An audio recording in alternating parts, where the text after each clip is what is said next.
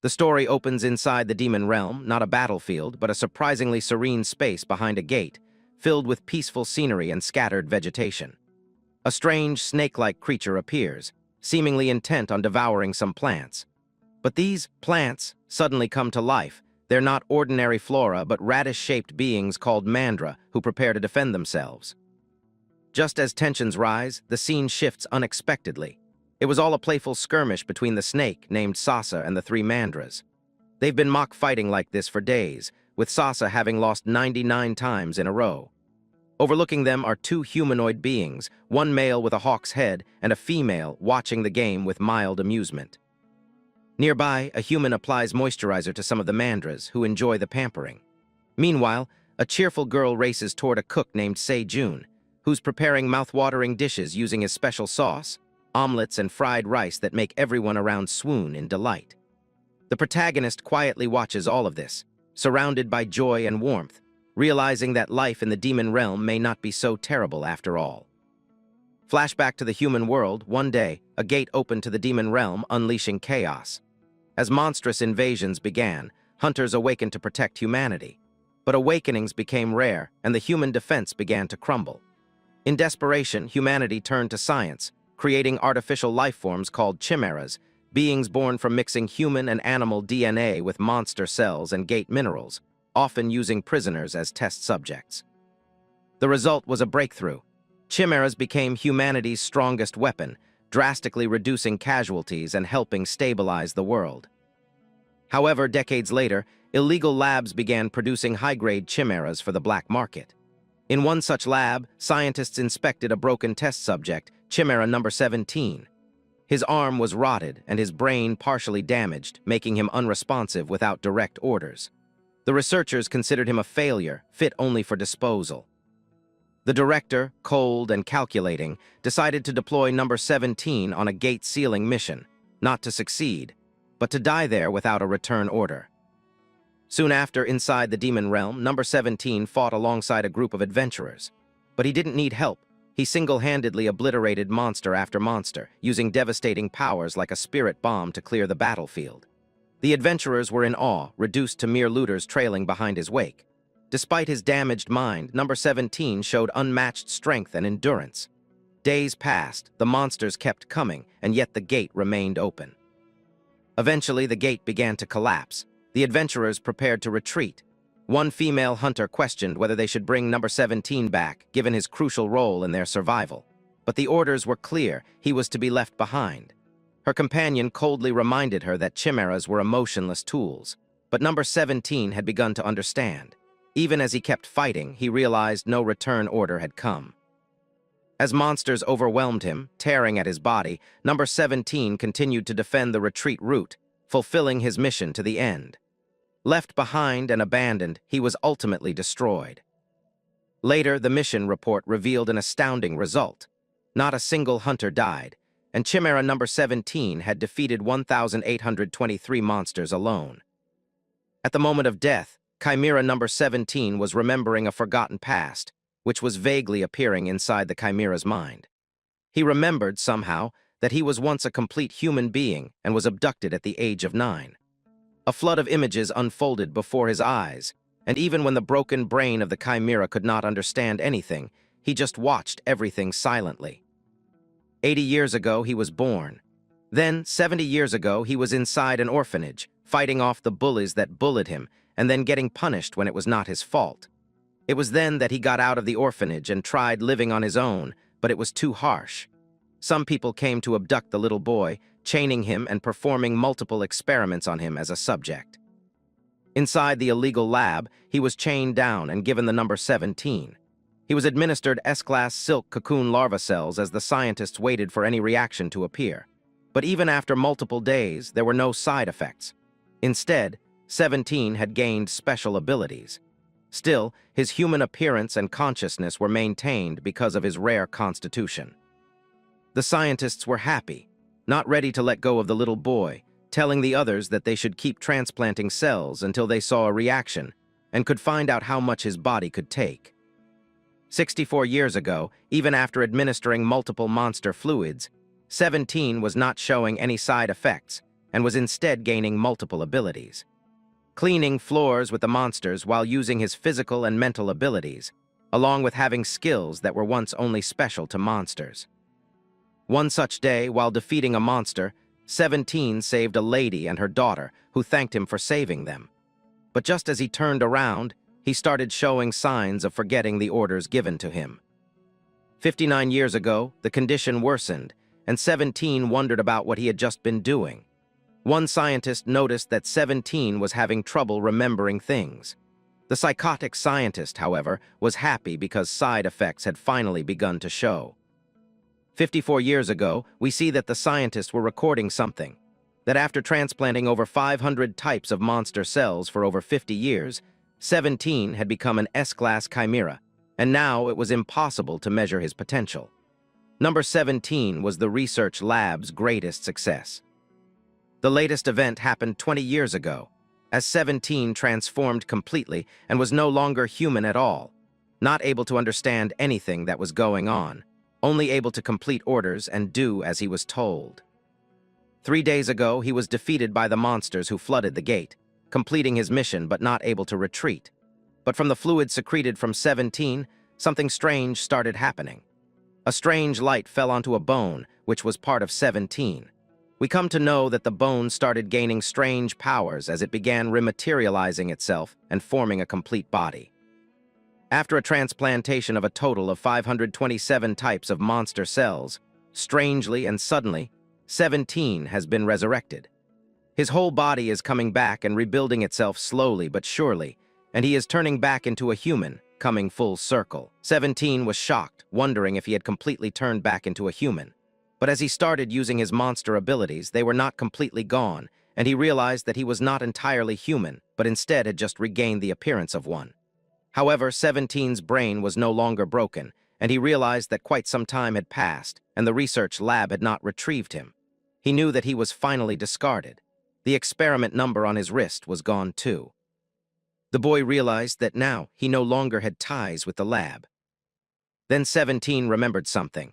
He had been injected with the abilities of an immortal-type monster, which was a monster phoenix. And as the core was not destroyed, the monster could revive up to 3 times. Even when 17 had thought that humans could not fuse with immortal cells, he had been wrong, and he was now certain that his body had been returned to its prime. He wondered if it was because all the side effects of the experiments had been eliminated that he was feeling great. Ever since it all began, he had felt like a fog was completely shrouding his mind. But now, all the spells that the scientists had put in place to prevent 17 from escaping or causing any resistance were gone. It was as if his life as number 17 was now over, and he could live as a human. It was then that 17 started remembering what his actual name was, because 17 was just a number assigned by the lab. He remembered that one really gentle scientist had given him a name, Ryuk, who was ready to help 1,000 people with his new abilities. Ryuk just smiled, wondering how a homeless orphan from the slums could help others. But now that he had abilities, it was possible. Ryuk wondered what he should do now that he had been resurrected. At first, he thought about revenge.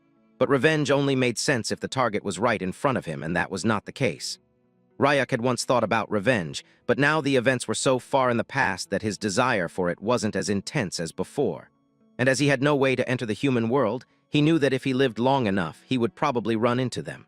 So he decided to think about it when the time came.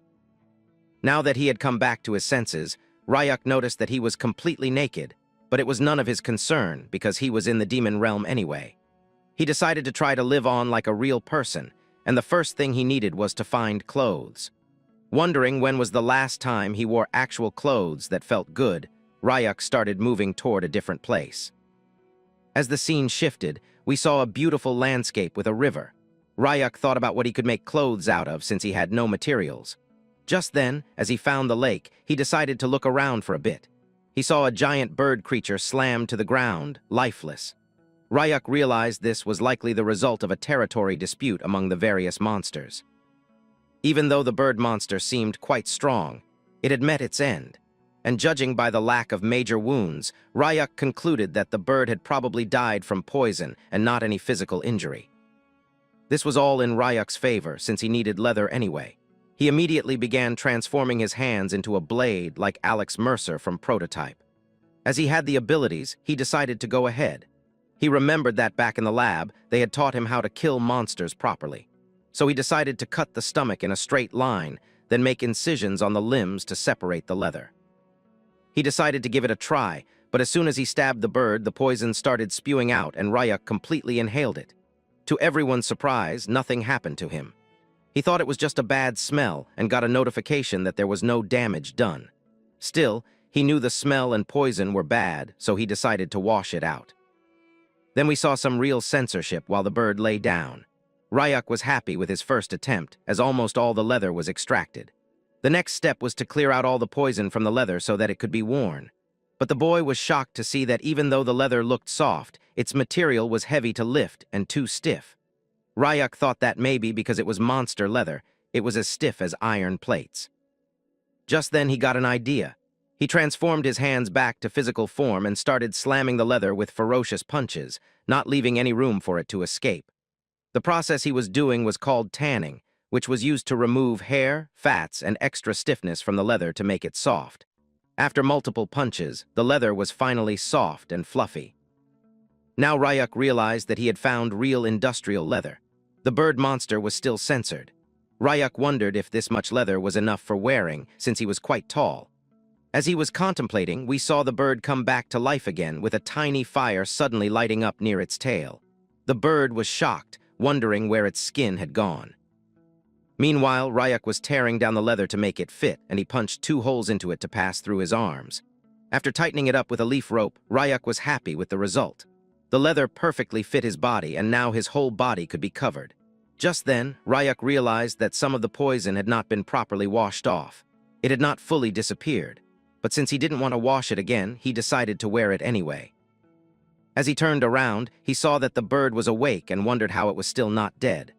We come to know that this bird monster was called the Rigger, and according to Ryuk's knowledge, it should have been properly dead because he had hit its vital points.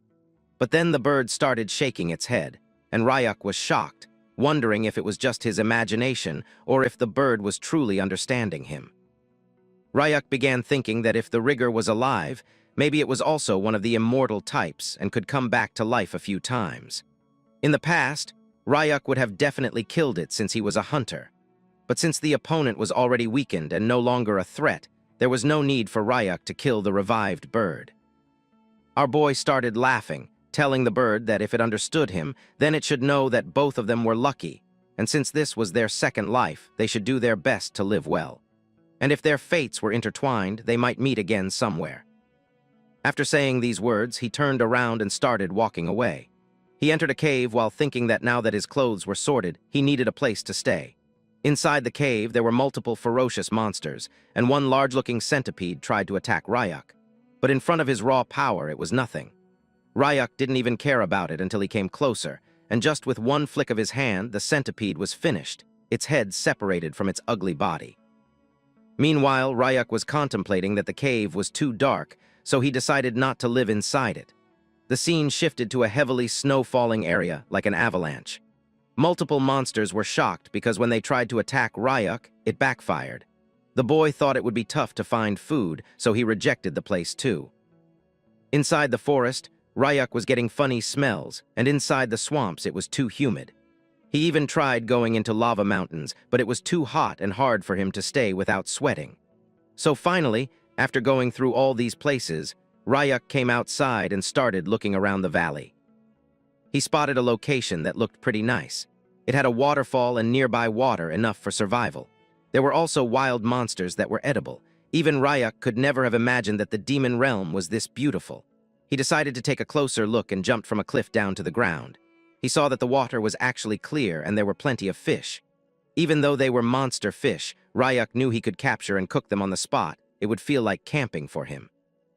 Since this place was like a natural fish farm, building a house nearby was not a bad idea at all. To add to the ambience, there were flowers, and the air was fresh, giving Ryuk a peaceful feeling.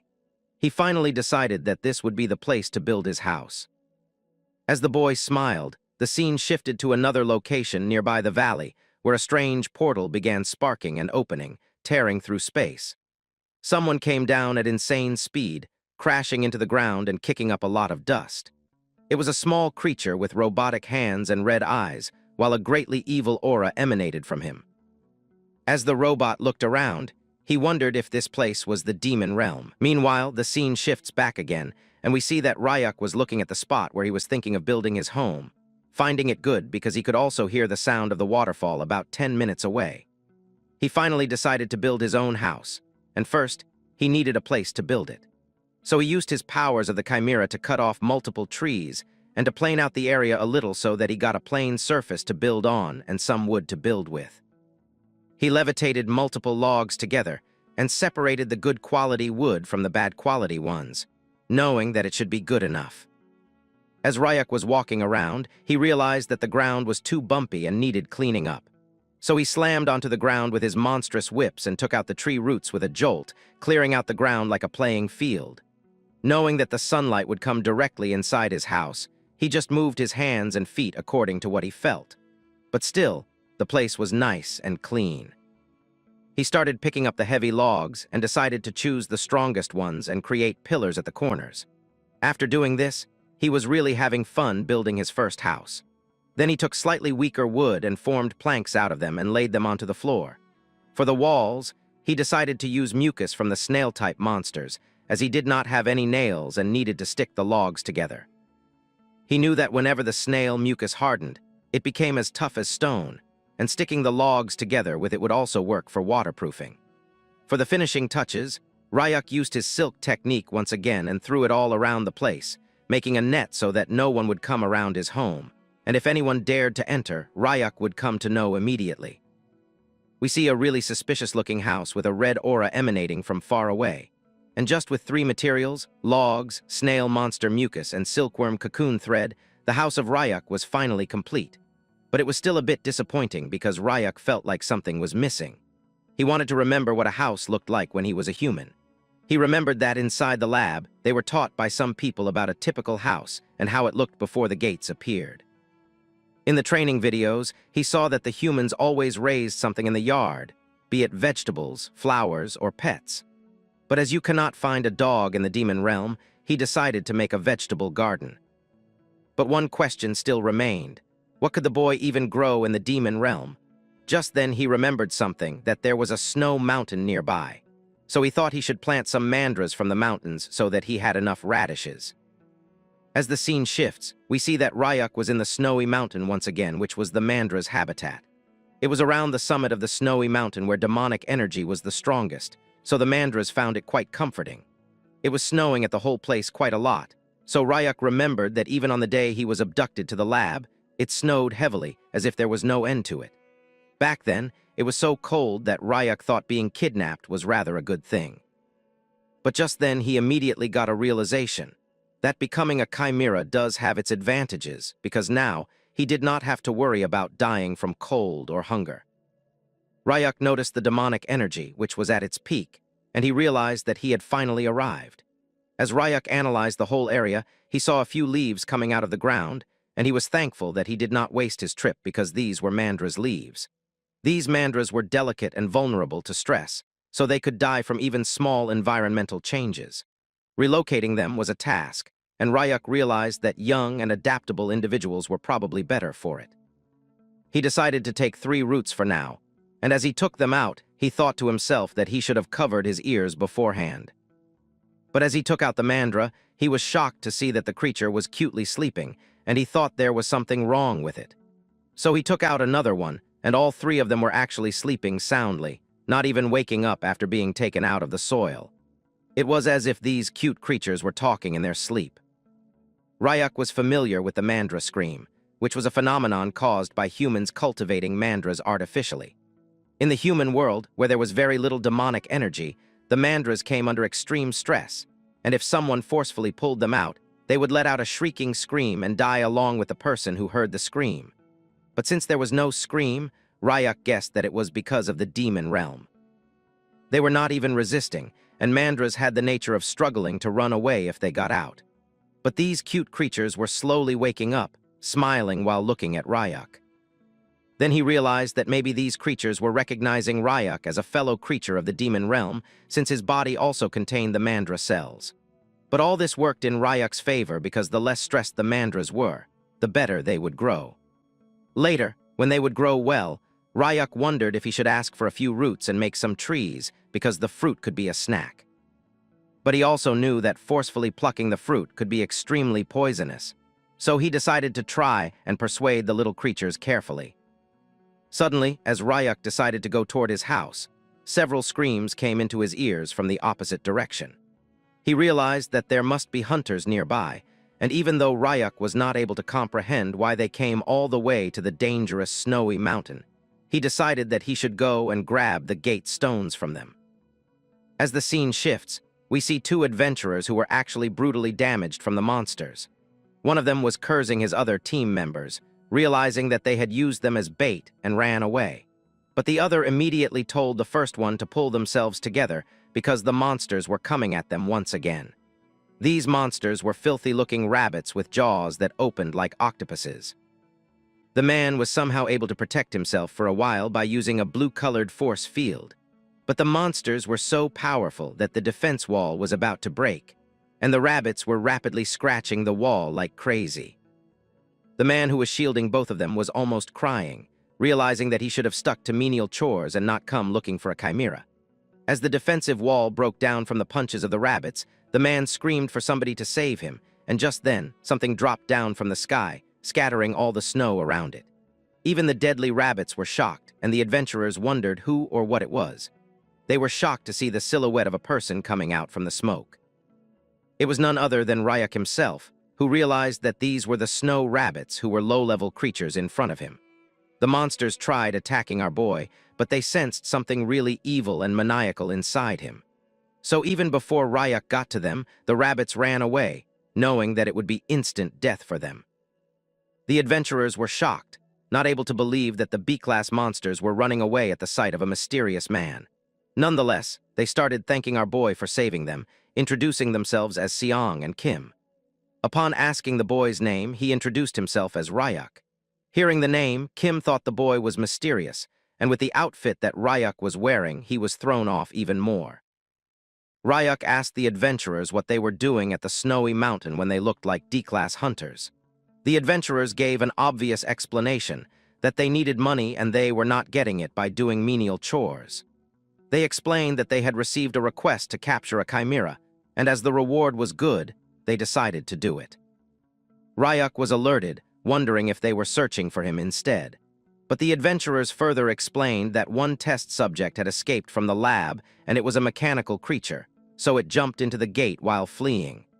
The boy realized that if it was a mechanical creature, then it could not possibly be him, and it was a relief because Ryuk was not being searched. But he asked the adventurers where their luggage was, because if they had come to the demon realm empty-handed, then it was a mistake, and they should have had a few gate stones. Kim explained that his team members, or rather those traitors, took everything from them, and they had planned this from the start. Kim realized that he should have known about it since they were all B-class hunters, and the D-class ones were a burden on them. Ryuk realized that in this case, the gate stone must be with those guys. But just then, Seong excused himself and asked Ryuk if he had any plans of returning to the real world, because they were already near their limit. And if they got contaminated by the demonic energy anymore, then it would be bad.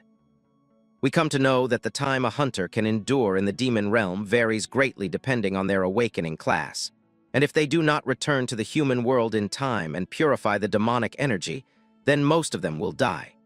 That does not apply to Ryuk because he was a chimera. As Ryuk was thinking about it, the adventurers were begging him to take them back to the human world because one of them had a pregnant wife at home, and she would be due next week. But just then, Ryuk sensed something, and without saying anything further, he jumped away without listening to the adventurers anymore. Both Kim and Seong were now depressed, wondering where Ryuk was going, begging him to take them with him. As the scene shifts, we see the mechanical creature standing near the cliff, knowing that he could not go any farther because it was dangerous. The other three adventurers were just behind the mechanical creature, trying to capture him quickly, and they decided to attack him all at once. But suddenly something awakened inside the robot, and he decided that the dangerous ones would definitely be eliminated. We come to know that the adventurers were in a squad, getting ready to attack the robot together. But something flew out of the hand of the robot, and he started dematerializing, getting ready to fight with an evil look in his eyes. As the scene shifts, we see that Ryak had arrived at the cliff, and he saw blood splattered all around, wondering if he was just a step too late, for missing all the action because all the hunters had already run away, or rather, were decimated by something, and their bags had now fallen onto the ground. From looking at the situation, you realize that they must have ditched their gear so they could run away fast. But there were many animal tracks mixed with a child's footprints, which were chasing them. So Ryak realized that whatever it was, it could change form during the fight. Just then, we see a flashback of the adventurers, as Kim told Ryak that the mechanical creature was made out of liquid metal, so it could freely change its shape. But the material was so rare that the scientists made it small, like the size of a child or a large dog. This information coincided with what Ryak was seeing. As the boy smiled, realizing that for a mechanical creature, it could overwhelm 5 B-ranked hunters alone, which was quite impressive. As the scene shifts, we come back to the place where the adventurers were lying down. Kim was consoling Seong, who thought it was over for him because his whole body had been tainted by demonic energy. Kim told him not to say crap like that, because his kid was due next week. But as Seong was not able to walk anymore, he told Kim that he should inform his wife about everything and tell her that Seong was sorry he couldn't make it back. It was a really emotional scene, as Kim started crying, wanting Seong to just hang on a little longer because he believed that some miracle might still happen. But suddenly Kim heard some footsteps, and as he turned around, tear-faced, he was shocked to see that Ryak was back, and on his back was the gear bag that the adventurers had carried. Kim immediately dropped down on the ground and started begging Ryak for saving them. It was then that the boy remembered once again that the adventurers did not have any gate stone. But Kim was not stopping, explaining to Ryak that inside the lawless demon realm, once they lose, it's over. That's why Kim decided to offer 2 10 million won checks, so they could buy 1 gate stone for themselves to get out. Ryak was shocked after looking at the checks, but Kim knew that if they didn't return now, they would definitely die. Even Ryak realized that although he didn't need the money now, it could come in handy if he decided to go to the human world later. So Ryak accepted the check and gave the adventurers a gate stone, breaking it and causing a portal to open immediately. Kim bowed down in front of our boy, promising that he would never forget what Ryak had done for them, as long as they lived. Kim started going towards Seong, telling him to get up because he knew that if they hurried, they could survive. But Ryak was actually shocked, asking the adventurers if the gate stone was too expensive, because it used to cost around 200,000 won in the human world. But the adventurers were shocked, strangely wondering why Ryak was talking about something so ancient, because nowadays these gate stones go for around 1 million won each. As Ryak felt he had received too much, he decided to count the extra money as a fee for saving them. The boy tapped Kim on the shoulder while a blue energy flared out from the adventurer, and even Seong was now having the same condition. They both realized that the boy was infusing mana into the adventurers, but for them, it was a really dangerous process because infusing mana was something even an E-rank hunter would avoid. If the mana collided and tangled, then the mana core inside the person could shatter, and they would both die. Kim thought that if this continued, all 3 of them would definitely die. But in front of him, his friend was suddenly all right, and Seong was looking like a new adventurer, realizing that the demonic energy had been completely purified. The man immediately hugged Kim, happy that he was actually alive. The adventurers decided to go out from the gate immediately. Kim bowed down in front of our boy, promising the same thing as before, that he would never forget the favor. Both of them were shocked that Ryak could purify demonic energy with mana, because it was only possible with overwhelming amounts of it. So they couldn't comprehend who Ryak actually was. As the scene shifts, we see that the boy was still kind of disappointed after looking at his house, which looked straight out of a horror movie. But we see that Ryak was just analyzing the place and was happy that no one had intruded while he was out. In his tiny, precious home, he wanted to go through everything he had looted because he knew that he had gotten some unexpected earnings which made for a satisfying outing. But as he turned down, he saw that the mandras were calling out to something, and it was just their little cries. Ryak realized that their leaves were now getting droopy, maybe from all the travel. So the boy decided to plant them right away, thinking that the spot in front of his house would do. But still, even after being planted, the mandras were displeased. Ryak realized that maybe these creatures didn't like the forced relocation, and that's why they were still looking unhappy. Or maybe they were just hungry from traveling without soil.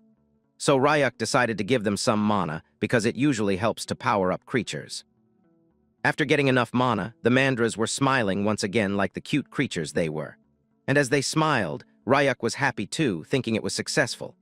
But as we get a back scene of the boy, we see that Ryak was sensing some kind of aura, as two eyes were looking at him from behind the bush. It was none other than the mechanical creature itself, who was going around the boy and looking at him constantly. But Ryak knew that if the creature wanted to do something, it would show itself, and there was no need to interfere. The boy stored the checks of money for later when he would need them, and decided to unpack all the stuff he had gotten.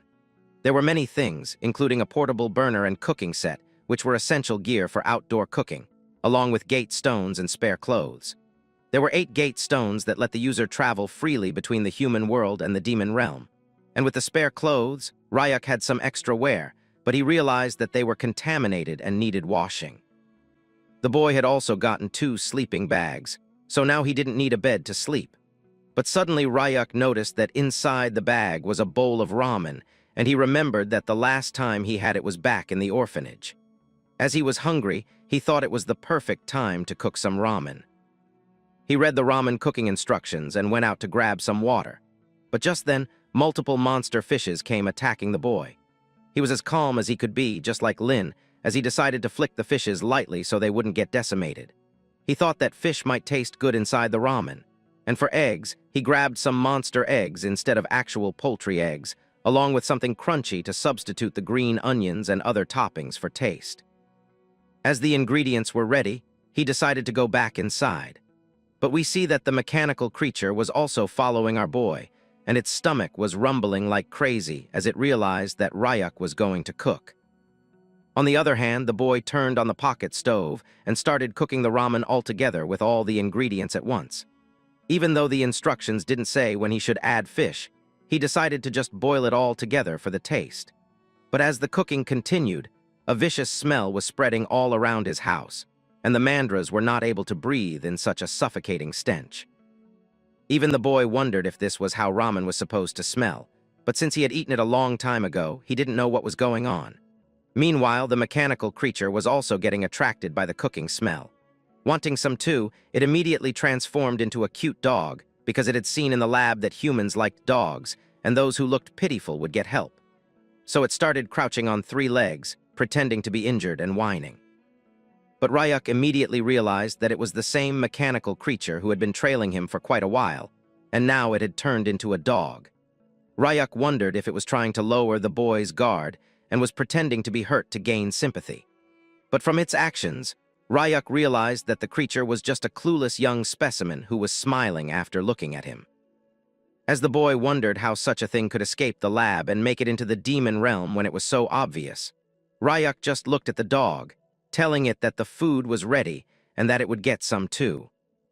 Both the dog and Ryak looked at the ramen, which looked incredibly tasty to them, but it was as awful as it could get. As both the dog and the boy started eating, Ryak began having flashbacks of how they ate ramen and how delicious it used to be. Due to the nostalgia, Ryak forgot how the ramen actually tasted and still ate every bite of it, because it was the same as he remembered from his younger days. The ramen taste that Ryak remembered from his youth was strong enough to overpower any other smell. After eating, it was time for the boy to clean up, and the dog started going away. But as the boy noticed something, he immediately called out to the dog, asking him if he wasn't limping from his left leg earlier. After hearing that, the dog realized that he had messed up and immediately lifted his left leg instead of the right one. As the scene shifts, we see that Ryak had gotten near the waterfall and had finished doing the dishes, so he decided to do the laundry. Now, he did not have any good memories of flower pollen, but he couldn't keep living in leather clothes forever because the weather could be dry sometimes, and it could get hot too. He was not a caveman, so he wanted to dress normally. As the boy was using the stick to clean the pollen out of the clothes, he knew that if he washed too hard, they might tear, so he decided to do it gently. But with only a single smack of the stick, all the rocks were flung into the sky, and the ground broke, with the cloth being tattered into pieces. The boy made an oblivious face while thinking that since he had another set left, it was not a bad thing. But as Ryak analyzed his surroundings, he saw that the mechanical creature had turned into a rock this time. He wondered why the creature kept lingering around. Even when he was eating ramen and doing the dishes, the mechanical creature was a fish. And when the boy was looking at the flowers that looked like forsythia, the robot had turned into a log. The mechanical creature was approaching the boy just by changing its appearance, without doing anything special. But just when the creature saw bugs, it transformed and started running away frantically.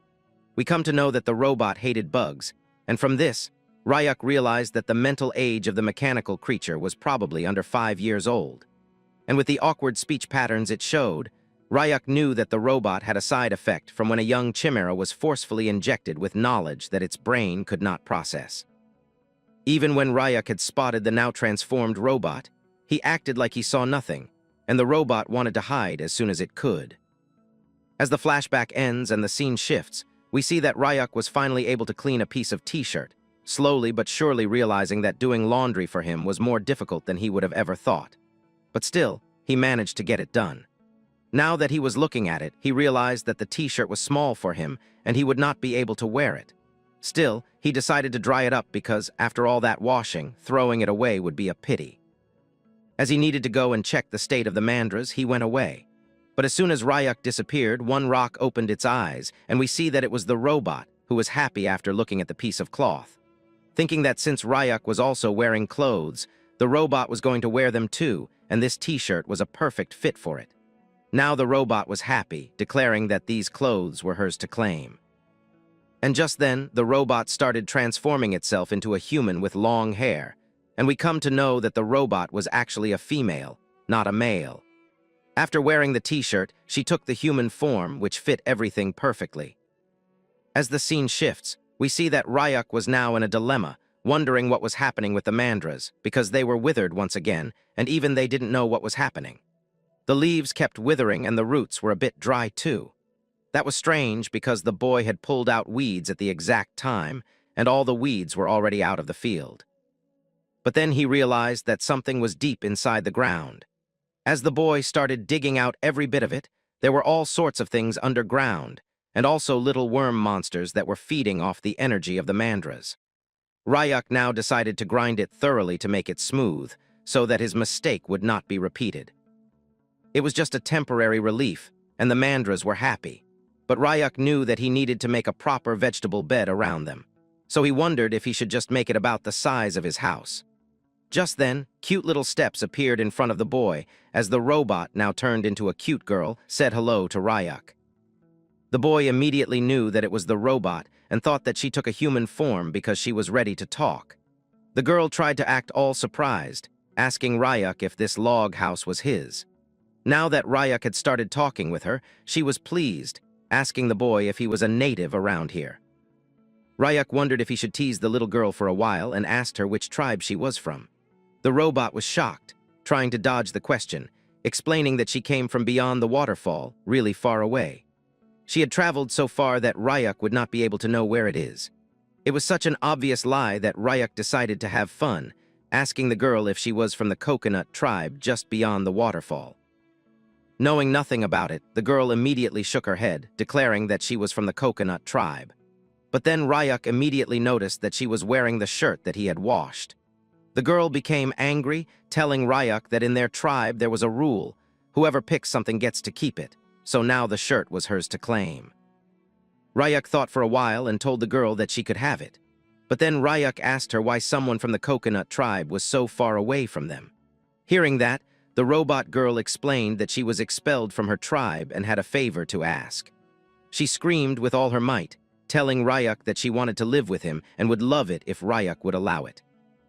Ryak was shocked, asking the girl again if she was sure, and she mumbled, thinking that since there were no bugs around the place and there was a house, she thought it was safe, and that's why she wanted to live here. Ryak sighed in relief, as he also was glad to know that the robot only needed a place to rest. He finally agreed, but on one condition: if she was staying in the house, she would have to do her part. The robot girl was excited, just asking Ryak what he wanted her to do. Ryak told her that he needed help plowing the vegetable bed and wondered if she could help him because he wanted to build a new home for the mandras. Hearing that, the girl immediately grabbed the wooden stick from Ryuk's hand, telling him to leave it to her since she was really strong and confident with physical labor. It was then that we saw a shocking transformation, where the girl was able to plow the whole field and make all the worms get out with insane strength, which was unimaginable for such a small body. Now that she was happy, she was no longer hiding her true identity at all, which could be revealed from the power she possessed. But Ryuk thought that maybe it was something else completely, and as she had lived in the lab for her whole life, she didn't know what a normal kid was like. So she was doing her best to impress Ryuk. The boy asked her about her name, introducing himself as Ryuk, and this made the girl stop because she didn't have a name. But to impress the boy, she knew she would have to make a new name, just like the pretty flower she had seen earlier. She declared herself as Nari. Ryuk joked about her being too narrow. The girl screamed that it was Nari instead. As the scene shifts, we see that the whole place was done, and the vegetable bed was ready after just a few moments. Ryuk had also made a stone fence, which was not letting the soil slip. Now all the mandras were happy after getting their new home. Even Ryuk realized that the creatures were happy and that he should have plowed the field earlier. But suddenly, Nari started crying, and Ryuk wondered why she was crying all of a sudden. We then come to know that the mandras who were playing in the field were reminding her of her friends. But Ryuk was sure that there was no way those kinds of things existed at the research lab. Before he could inquire any further, Nari was stunned, and Ryuk wondered what was happening. A dark miasma started coming toward the beautiful place, and the whole place turned into a red hell. Nari got down onto the ground, shivering, not even able to get up. Ryuk told her not to be scared, because it was just the sound of monsters hunting each other. It was then that Nari revealed that before she came to the valley, she saw a monster that looked like a chick, and several monsters were attacking it. Even Ryuk could sense that Nari was telling the truth, and somehow she was also feeling that the chick was hurting badly, as it had gotten bitten by some venomous monsters. Ryuk explained that the chick was going to be eaten soon, because this was the demon realm, and it was a place only for the truly strong.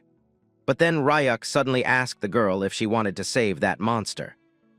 As a Chimera who was only able to follow orders, she told Ryuk that she couldn't save the monster, even though her body was resisting it. Ryuk immediately realized that the side effects of the mind control command were still lingering inside the robot, and it couldn't move according to its own will. Ryuk wondered if he should help the girl a little, but in a way that didn't sound like a command. So instead of commanding, Ryuk asked Nari if she wanted to go and check on the bird, because if she helped, maybe the chick could survive. Hearing that, Nari immediately flew away, telling Ryuk that she would be back after the lookout was done.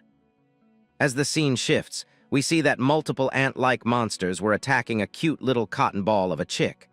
But before they could eat the bird, Nari came to the rescue, kicking each and every monster that was coming toward the small creature. The girl was determined to save the bird. She remembered her past, when she was still the robot and everyone else hated her because she was placed first once again in a ranked match. They knew that at this rate, everyone else would be used for high-failure experiments. Just to save themselves, they started bullying the mechanical robot, telling her to let them live too. They told Nari that if only she weren't there, then their lives would be different. To the robot, it was completely nonsensical because she was only doing as she was told, and still she was getting punished. But now, she was determined not to be like that anymore, because bullying someone in large numbers was really bad, and the monsters were doing just that with the cute little chick. Nari gave a ferocious blow to all the monsters, decimating them. Meanwhile, Ryuk was supplying energy to the mandras, but suddenly the girl came back, calling out to Ryuk. As he turned around with a smile, he saw that Nari was crying, because the chick she had saved was not getting better at all. But the moment he saw the bird, Ryuk remembered something. It was about the giant bird he had slain once. He immediately felt that he had seen it somewhere. Meanwhile, we see that Nari was crying because the chick wasn't waking up. It was looking bad to her, and she wondered if the creature was dying. Ryuk decided to take a look himself and used his mana to infuse into the chick. He came to know that, luckily, there were no fatal injuries. We learned that each monster's energy holds a story, and the bird that he had skinned had now shrunk and gotten lighter in color. But it was still the same because, just like the undead-type monster from before, The bird also had such an ability. Ryak wondered why it got so small, and if it had something to do with how it healed differently from others. As Ryak was thinking about it, Nari asked if the bird was dying. Ryak calmly told her that the bird was just starving and had probably gotten too small to find its own food. He explained that he gave it some mana, so it would heal on its own if left alone. However, after looking at the injured chick, Nari wasn't ready to leave it alone because she had been treated the same way before. She thought that if they left the bird, it would die because it was all limp like a rice cake. So she requested Ryak to let her raise it because she wanted to take care of it. She even agreed to train and feed it well and promised to do so. Ryak was strangely happy, knowing that the bird was going to grow really big. But upon hearing that, Nari said she would only feed it a little so it wouldn't get that big. Ryak agreed, telling her she could do whatever she wanted and that it might even guard the yard someday. As the scene shifts, we see drool dripping from the bird's mouth as it wondered where it was. As soon as it opened its eyes, it saw Ryak, the man who had skinned it before. But what it didn't notice was that it was being held by a small girl who immediately tossed it into the air to celebrate because it had woken up. The bird squeaked like a penguin, unable to comprehend what a little girl was doing in the demon world, but she was just happy that it was alive. Just then, Ryak noticed something. It wasn't a fluke. He could actually understand every word the bird was saying. He could understand its feelings and speech. As the scene shifts, we see Nari had bandaged the bird, telling Ryak that the healing was done. Meanwhile, the bird was annoyed that it couldn't move. Then the girl told Ryak she had picked a name for it. Since the bird kept squeaking every time it tried to speak, she named it Squeak. Ryak didn't care about the name and simply told her it wasn't bad. The bird immediately stood up, looking angrily at Nari and asking why she was nomming him. He already had a name. But before he could say anything, Nari toppled over a whole utensil of water, thinking he was squeaking because he was thirsty again. It was surprising even for Squeak, who puffed up like a pufferfish. Nari wondered what she should do. Ryak realized Nari couldn't understand the bird, and that Squeak wanted her to stop giving him more water.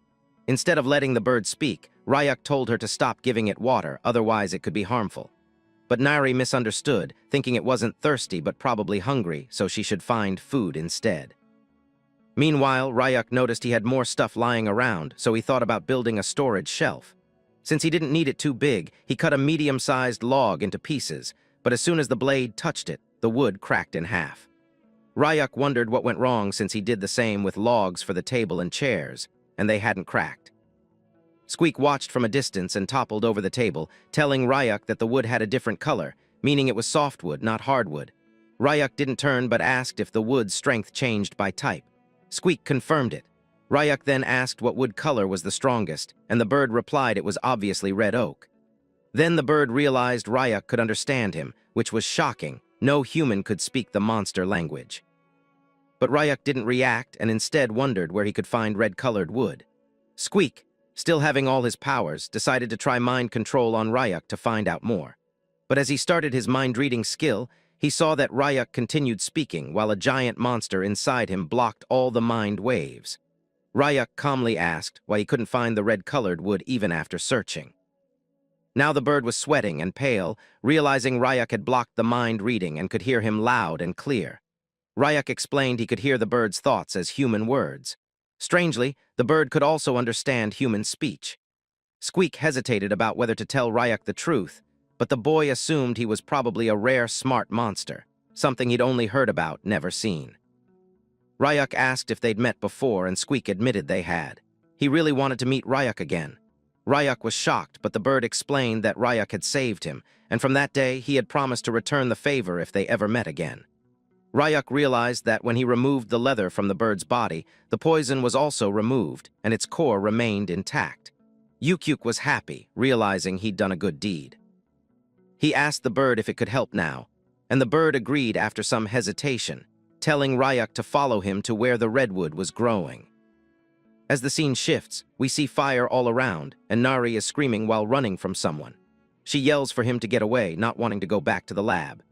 As the heat rises, Nari cries and runs with all her might until she finally collapses, unable to continue. She has a panic attack, realizing the man chasing her is from the lab and he has come to capture her. We learn Nari is terrified of fire, finding it scary enough to paralyze her completely. Meanwhile, a man with long hair and a futuristic ninja-like jacket checks something on his smartphone, confirming the mechanical creature can indeed change shape freely. Even though he doesn't feel great about attacking something that looks like a child, this is a matter of life and death for him, so he complies. The man materializes a fireball shaped like claws, preparing to attack the already terrified girl, telling her it's the end. But just then, the bird and Ryuk return.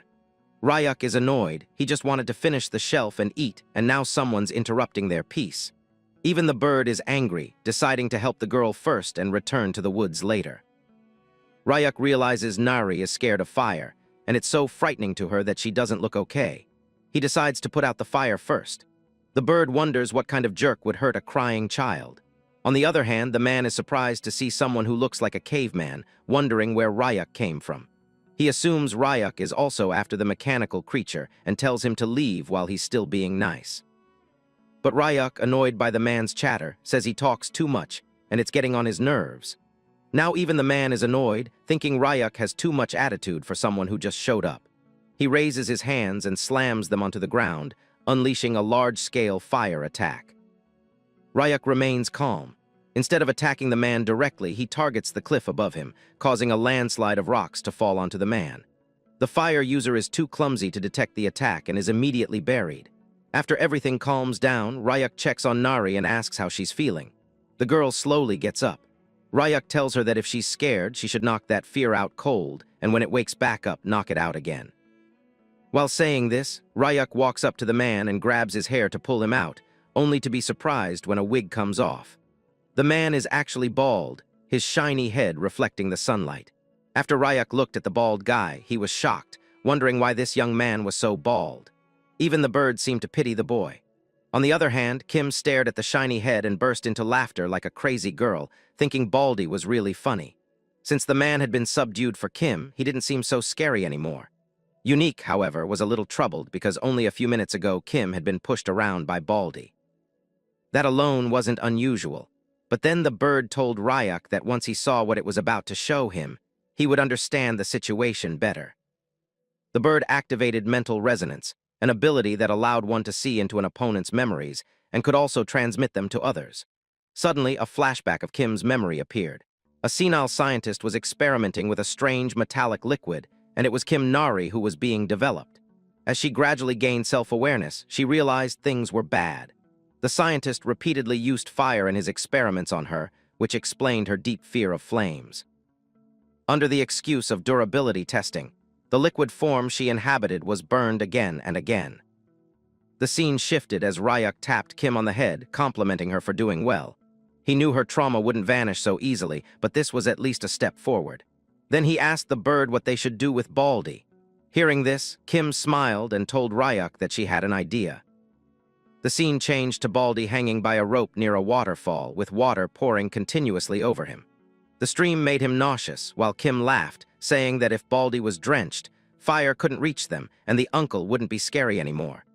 Meanwhile, Baldy thought bitterly that he hadn't come to the demon realm for this. But Kim believed that since the uncle was bad, he deserved it. Even when Ryuk tried to tell her not to be so harsh about someone's appearance, he was secretly relieved. Kim seemed to be healing from her past faster than expected. We then saw Ryuk collecting water. When the bird asked him what he was doing, it turned out he was preparing to make ramen. Hearing that, Kim grew excited, knowing Ryuk's fish ramen was delicious. Ryuk teased her, asking if even the coconut tribe ate fish ramen. Kim happily agreed, going along with his joke. Meanwhile, Baldy observed Ryuk and the girl carefully, realizing the man was clearly at least an A-rank hunter, maybe even hiding greater power. Kim went off swimming, determined to catch some fish. Baldy speculated that Ryuk might be a reclusive hunter who operated underground, but to hang a person up and cook ramen in front of them seemed excessive, even for the demon realm. Ryuk boiled a large pot of water, preparing 3 packets of ramen. Soon after, Kim returned with 3 fish that had actually tried to eat her but failed. Ryuk told her he would only use one, so they should release the others. Excited, Kim agreed, urging him to put it in quickly. Baldy, still hanging, was stunned. If Ryuk boiled the monster fish for ramen, the broth would turn out incredibly fishy and lacking flavor. On top of that, the water ratio wasn't right for proper ramen. He wondered if Ryuk even knew what ramen really was. Kim, however, was too thrilled to care. Then suddenly all three of them froze as a voice called out, telling them to wait. It was Baldy himself. He said if they freed him, he would cook the ramen for them. The scene shifted to the hunter at the cooking table, tearing open a ramen packet. For some, it might just be ramen, but for him right now, it was life or death. His survival depended on it, with two powerful beings and a mysterious bird watching him. Baldy knew that ramen by nature was simple and pure, so he decided to stick to the orthodox method. After all, he had no real cooking knowledge and usually survived on convenience store meals. Trusting his instincts, he measured the water as best he could. With 3 portions, he didn't have much choice. He added the noodles and soup base to the boiling pot, setting the cooking time to exactly 4 minutes and 30 seconds. His reasoning: his heartbeat was 60 beats per minute. By counting to 270 beats, he believed he could time the ramen perfectly. At that moment, Baldy was more focused and serious than he had ever been. After the 270 heartbeats were over, Sejun immediately took out the ramen and gave the noodles an air shower. Exposing them to the air made them springy and soft. He knew that kimchi would have been the perfect side dish, but since they were in the demon realm, he did his best with what he had. With that, he felt no regrets. We then learned that the bald man's real name was Sejun, and his pure ramen had attribute points. Taste 90, carbohydrates 24, protein 18, calcium 20, and fat 20. After finishing, Sejun wondered if Ryuk and the others would even bother trying it. But to the 3 of them, this ramen was unlike anything Ryuk had ever cooked. At first, they ate it with skeptical expressions. But once they chewed, their doubts vanished. They felt as though they had ascended straight to the highest floor of heaven, where fairies danced in the air without a care. This was the taste of purity. Kim was shocked, asking Ryuk if it was always this delicious, while Birdie wondered if humans always ate food like this. Ryuk himself was surprised too, but decided to eat quietly and think about it later. By the time the pot was finished, Birdie's belly was swollen and he kept burping. Even so, Sejun nervously asked Ryuk and Kim if the ramen had been to their liking. Kim was disappointed because it was already gone. Ryuk, on the other hand, went straight to the point. He asked Sejun what he wanted. Sejun was caught off guard, but Ryuk explained that since the ramen was so delicious, he felt bad about eating it for free. As thanks, he would grant Sejun a request, as long as it was something he could give. At first, Sejun was reluctant, but then he decided to seize the chance. He dropped to his knees and begged Ryuk for guidance. He introduced himself as Hunter Sejun and said he wanted to become as strong as Ryuk himself.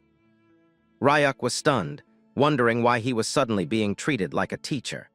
Sejun explained that Ryuk was the strongest hunter he had ever met, and since he had even built a house here, Sejun assumed he would be in the demon realm for long-term subjugation. In desperation, Sejun even tried to impress him with lies, claiming he could cook other dishes and had certifications. In truth, his father ran a small chicken restaurant, which made him genuinely skilled at frying chicken. He offered to act as their supply shuttle, bringing clothes and goods from the human world in exchange for lessons. He was even willing to pay whatever Ryuk asked if it meant he could receive guidance and eventually reach A rank. But suddenly, Ryuk thought of something and asked Sejun why he had attacked Kim. Was it only for the bounty or something else? At first, Sejun hesitated and asked if Ryuk meant the machine creature. Ryuk told him to play along, and Sejun complied. He explained that he wasn't after bounties, not even Kim Nari. All he truly wanted was to pass the hunter promotion exam, nothing else mattered. Hearing this, Ryuk told Sejun to stand up. Sejun wondered what was going on, but Ryuk explained that just eating delicious food wasn't enough. If Sejun wanted guidance, they should spar. Their last fight had ended too quickly, after all. This made Sejun overjoyed, and he thanked Ryuk again and again. But just then, the ramen pot clattered on the table as Kim interrupted, asking if she could spar with Sejun instead. Ryuk looked at her, wondering if she was serious, but Kim, still fired up after eating the ramen, repeated Ryuk's own words that if something scary appeared, she should knock it out. This time, she wanted to try overcoming her fear of fire herself. Sejun regained some confidence, telling her that although she had forgotten, and even though Ryuk was strong, he himself was not weak either. Ryuk then asked Sejun if he could break a certain stone in front of them. It wasn't just any rock, it was black admonite, said to be several times harder than diamond. Sejun hesitated, saying it would be difficult, and that one usually had to be at least E rank to break it. But before he could finish, the stone shattered into pieces. He froze in shock, and when he turned around, he saw that Kim Nari had destroyed it with a single strike. She now stood confidently, challenging Baldy, Se-jun, to a proper sparring match. Meanwhile, Se-jun's stomach growled loudly, as the smell of the finished ramen still lingered in the air. As the scene shifts, we see a flashback of the natural awakener, Se-jun, who was once a promising hunter. His first awakened ability appeared around the age of 8 when he lit his fire powers, a rare case since most awakeners awakened in their late teens. During his B-rank hunter test, he obliterated every opponent. With natural talent and relentless effort, his growth was astonishing, and before turning 20, he was promoted to A rank. Se-jun's rise was explosive, and his fame spread quickly. He dreamed of becoming the greatest hunter, lacking nothing. But suddenly, life hit him early and harshly. One day while showering, he noticed his hair falling out in clumps. At the same age most people began to awaken, he began to go bald instead. In his early 20s, the crown of his head was already thinning, and by his mid-20s, an M-shaped hairline had formed. Se-jun fell into despair, trying every treatment and hospital he could find, repeatedly preparing for hair implants. Yet doctors gave him the same answer. All implants would eventually fall out again, and he had to accept the reality. It was hopeless. His handsome looks and natural talent had once made him shine brighter than anyone, but now it was over. As Se-jun lost his shine, his performance in competitions declined. He was eliminated again and again, his growth as a hunter stalled, and before long, he had become a reckless man wasting time on the couch, watching TV and eating fast food. Then one day, everything changed. On television, he saw an interview with Dr. Han from the Hanbit Research Institute. Something unusual had happened. During an expedition to the demon realm, the doctor had accidentally spilled a rare liquid metal on his bald head. To everyone's shock, even at nearly 90 years old, he grew a full head of hair. When asked if he would develop a cure for baldness, the doctor dismissed the idea. He explained that the demon realm was unpredictable and that he had already used the remaining liquid metal to build a machine creature. Hearing this, Se-jun felt crushed. He couldn't believe that when he needed a cure the most, some scientist had wasted such a miracle on building a machine. A few days later, reports announced that the Hanbit Research Institute had lost control of that very liquid metal machine creature. Since the demon realm had no laws, whoever found it first would own it. Se-jun resolved to find it himself, determined to dump the liquid metal over his head and regrow his hair. With that, he entered the demon realm, and the rest of the story unfolded as we already know. The scene shifts back to the present. Se-jun was lying on the ground, realizing that the kid in front of him was far too strong, while Kim Nari laughed because she had won yet again. Birdie was stunned, noting that Se-jun hadn't landed even a single clean hit. Ryuk decided that if Se-jun kept performing like this, he would no longer spar with him. Hearing this, Se-jun's eyes burned with determination as he resolved to do better. Meanwhile, Ryuk had just finished building a sturdy storage shelf from redwood, thanking Birdie for the idea. As Ryuk glanced at Se-jun, he noticed something. Despite taking so many blows, the man looked refreshed. Perhaps it was because he had taken off his wig. In an instant, Se-jun conjured a spear made of fire and prepared to fight Kim Nari once again.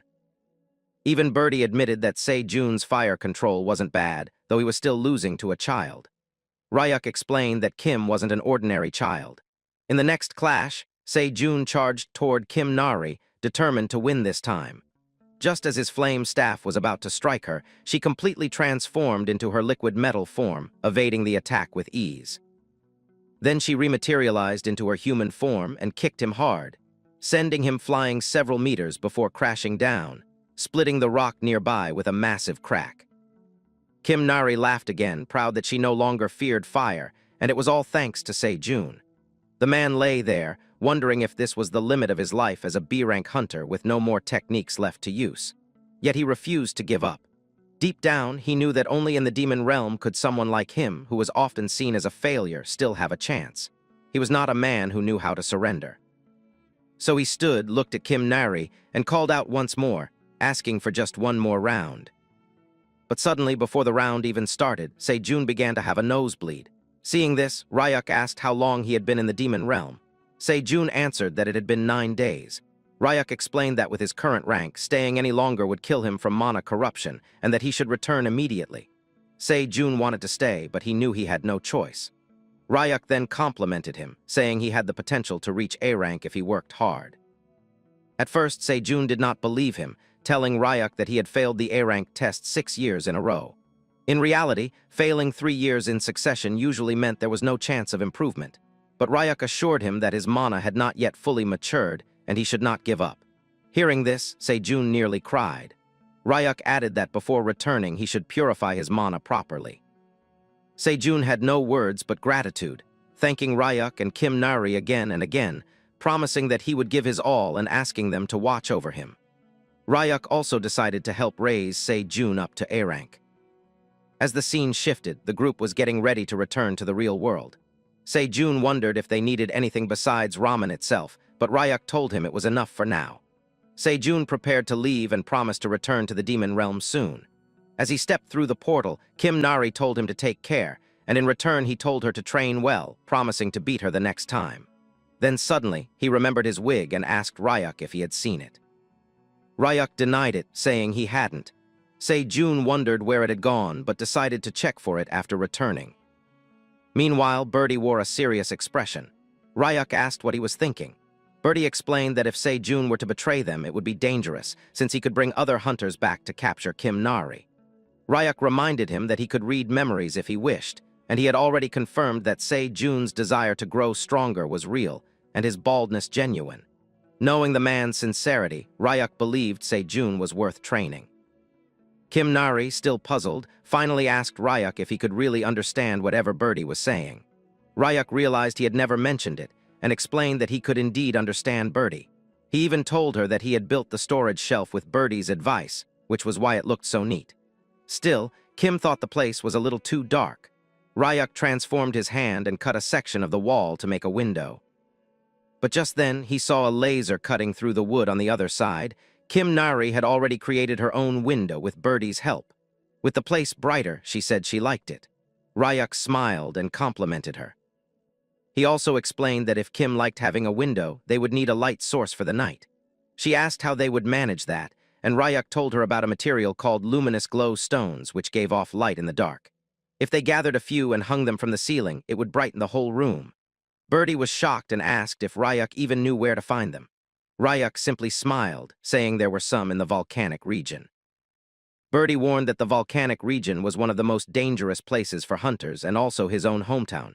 While saying this, Birdie looked sad. Ryuk wondered why returning home gave him such a long face. Suddenly, Kim Nari grabbed Birdie's cheeks, saying his voice sounded strange and asking if something was bothering him. Birdie, choking, realized how sharp she was to catch on so quickly. Ryuk explained that Birdie was worried about the danger of the volcanic region, so Ryuk would go alone while the others stayed behind. But Kim refused, saying she was no longer afraid of fire and wanted to go with him. Ryuk laughed, surprised at how quickly she had overcome her fear. He then asked Birdie if he was prepared to come too. With a resolute look, Birdie said he had things he needed to do in his hometown, so he would go as well. Ryuk nodded and began preparing his powers, saying it was decided, but they would first need special gear for the volcanic area. Meanwhile, in the mandra fields, a wig was thrown around playfully by the mandras. The scene then shifted to the fiery volcanic region, where eruptions shook the land, and a huge monster slowly emerged from the lava, roaring into the air. The volcanic region was one of the top 3 most avoided places in the demon world by hunters. Volcanic ash constantly filled the air, tearing at their skin, while concentrated toxic gases and dense demonic energy made breathing nearly impossible. It was such a dangerous place that almost nothing about it was known in the human world. Birdie explained all this as they moved, but he was left in shock when he noticed Kim stepping directly into the lava, kicking it as if it were water and laughing like it was fun.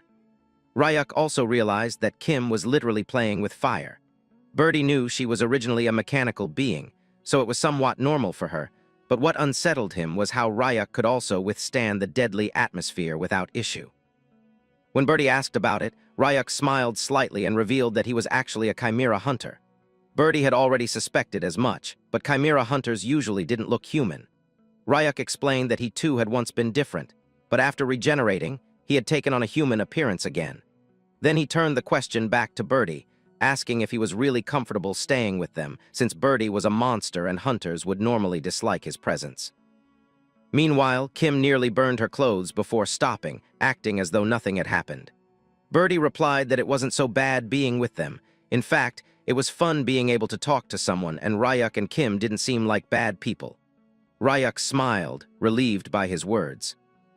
Just then, Kim climbed out of the lava and noticed Ryuk talking with Birdie again, so she asked if they were having another secret conversation. Ryuk explained that Birdie was simply curious about him. Kim smiled and told Birdie that they were all natives of the demon world, just like him. But Birdie knew that, among the three, he was the only true native. As they continued walking, Birdie explained that luminous glow stones were usually found near lava vents. Soon after, Ryuk spotted some near a crater and realized they were close. Kim, on the other hand, ran toward a cliff where lava was flowing and stood on top, eager to see more. Ryuk also noticed many luminous glow stones scattered around, but he also saw fire toads fighting within the smoke. The creatures were vibrant orange with rocky textures, but Ryuk noticed one of them seemed to be crying. Kim pointed out another one hidden in the smoke. Birdie explained that the female had died while carrying eggs on her back. Female fire toads carried their eggs that way during breeding season, and only females had the sunken back to hold them. Without her, the eggs would not survive, as the crater's temperature was far too high.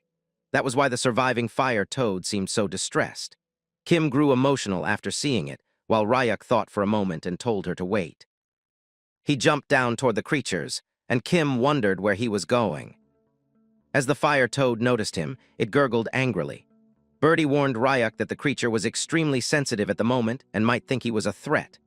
The toad quickly lashed out with flames, but Ryuk calmly reached out and tapped its head with a finger. He released a small dose of paralysis toxin from a Neca cobra, explaining that it would not harm the creature since fire toads were immune to toxins. It would only immobilize it briefly. Kim shouted in worry, but Ryuk reassured her he was fine since he carried fire toad cells within himself.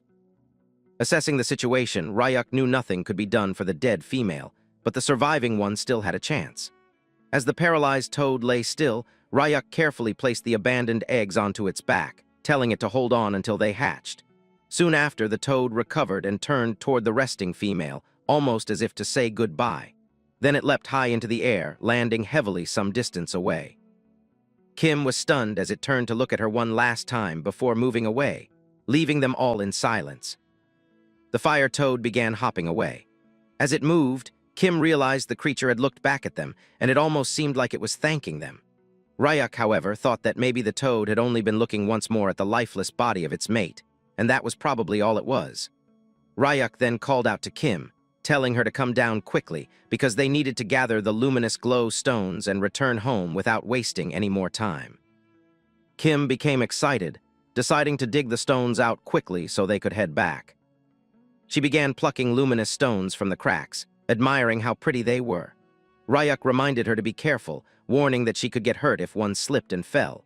Meanwhile, Birdie was struggling, unable to pry even a single stone free because of their size. After finally managing to pull out just one, he was already exhausted and felt bad about himself. Ryuk noticed his fatigue and asked if he was all right. Birdie thought to himself that once, when he was bigger, he could have tossed and played with these stones easily, and if he had not shrunk, it would have been different. But Ryuk told him he didn't need to help with mining. Instead, he should just focus on the errands he needed to handle in the volcanic region. Ryuk also mentioned that Birdie had brought gifts since he would be meeting his friends. Birdie immediately became flustered, squawking at Ryuk and asking what kind of friends a monster could even have since he never planned to meet them. He insisted the gifts were only something to leave behind, but Ryuk noticed his shyness and suggested that maybe Birdie missed his own kind. After all, intelligent monsters were different from the usual ones. Birdie quickly denied it, explaining that he wasn't missing them, only regretting that he had left without saying goodbye. He thought about how gaining intelligence had its good points, but also many downsides. In the land of one-eyed monkeys, he would have felt less lonely if he had never learned language. Because of that, he had left the group and lived alone. Perhaps his kind didn't even know he was gone, since they never had any sense of companionship or comradeship to begin with. Even so, Birdie grew frustrated while trying to pull out another luminous stone. Kim encouraged him cheerfully, and finally one stone came loose from the cracks, but with it came a sharp cracking sound. Kim turned toward the noise and realized it wasn't just rocks breaking, it was an egg. She saw that it was a monster egg, though she couldn't tell what species it belonged to. The shell was already broken at the top, and after looking closer, she thought maybe the crack had been caused when Birdie's stone hit it. Ryuk explained that normally, the baby inside should break the shell on its own, since that was how they grew healthy and strong. Kim wondered aloud what they should do, then finally declared that they should take the egg with them. If they left it here, it would only end up roasted. Birdie was stunned by this logic and disagreed with her decision, but Ryuk remembered there was a perfect spot nearby that could serve as a nest. Since he was also curious about what was inside, he thought they had no choice and agreed to take it. Kim immediately volunteered to carry the egg, but Birdie was against it. He asked Ryuk if he was serious, pointing out that he had never seen an egg like this before. What if something dangerous hatched from it and Kim was put in danger? But Ryuk only smiled and told him not to worry, promising that nothing bad would happen as long as he was there. Birdie finally relented, saying that if it was Ryuk himself making the decision, then it would be fine. After deciding to take the egg, Ryuk told them they would mine a few more luminous glow stones and then return home quickly. Once the work was finished, the scene shifted. Ryuk, Kim, and Birdie arrived back home, only to find Se-jun waiting for them. He looked at the three, wondering where they had been and why Ryuk had returned so soon.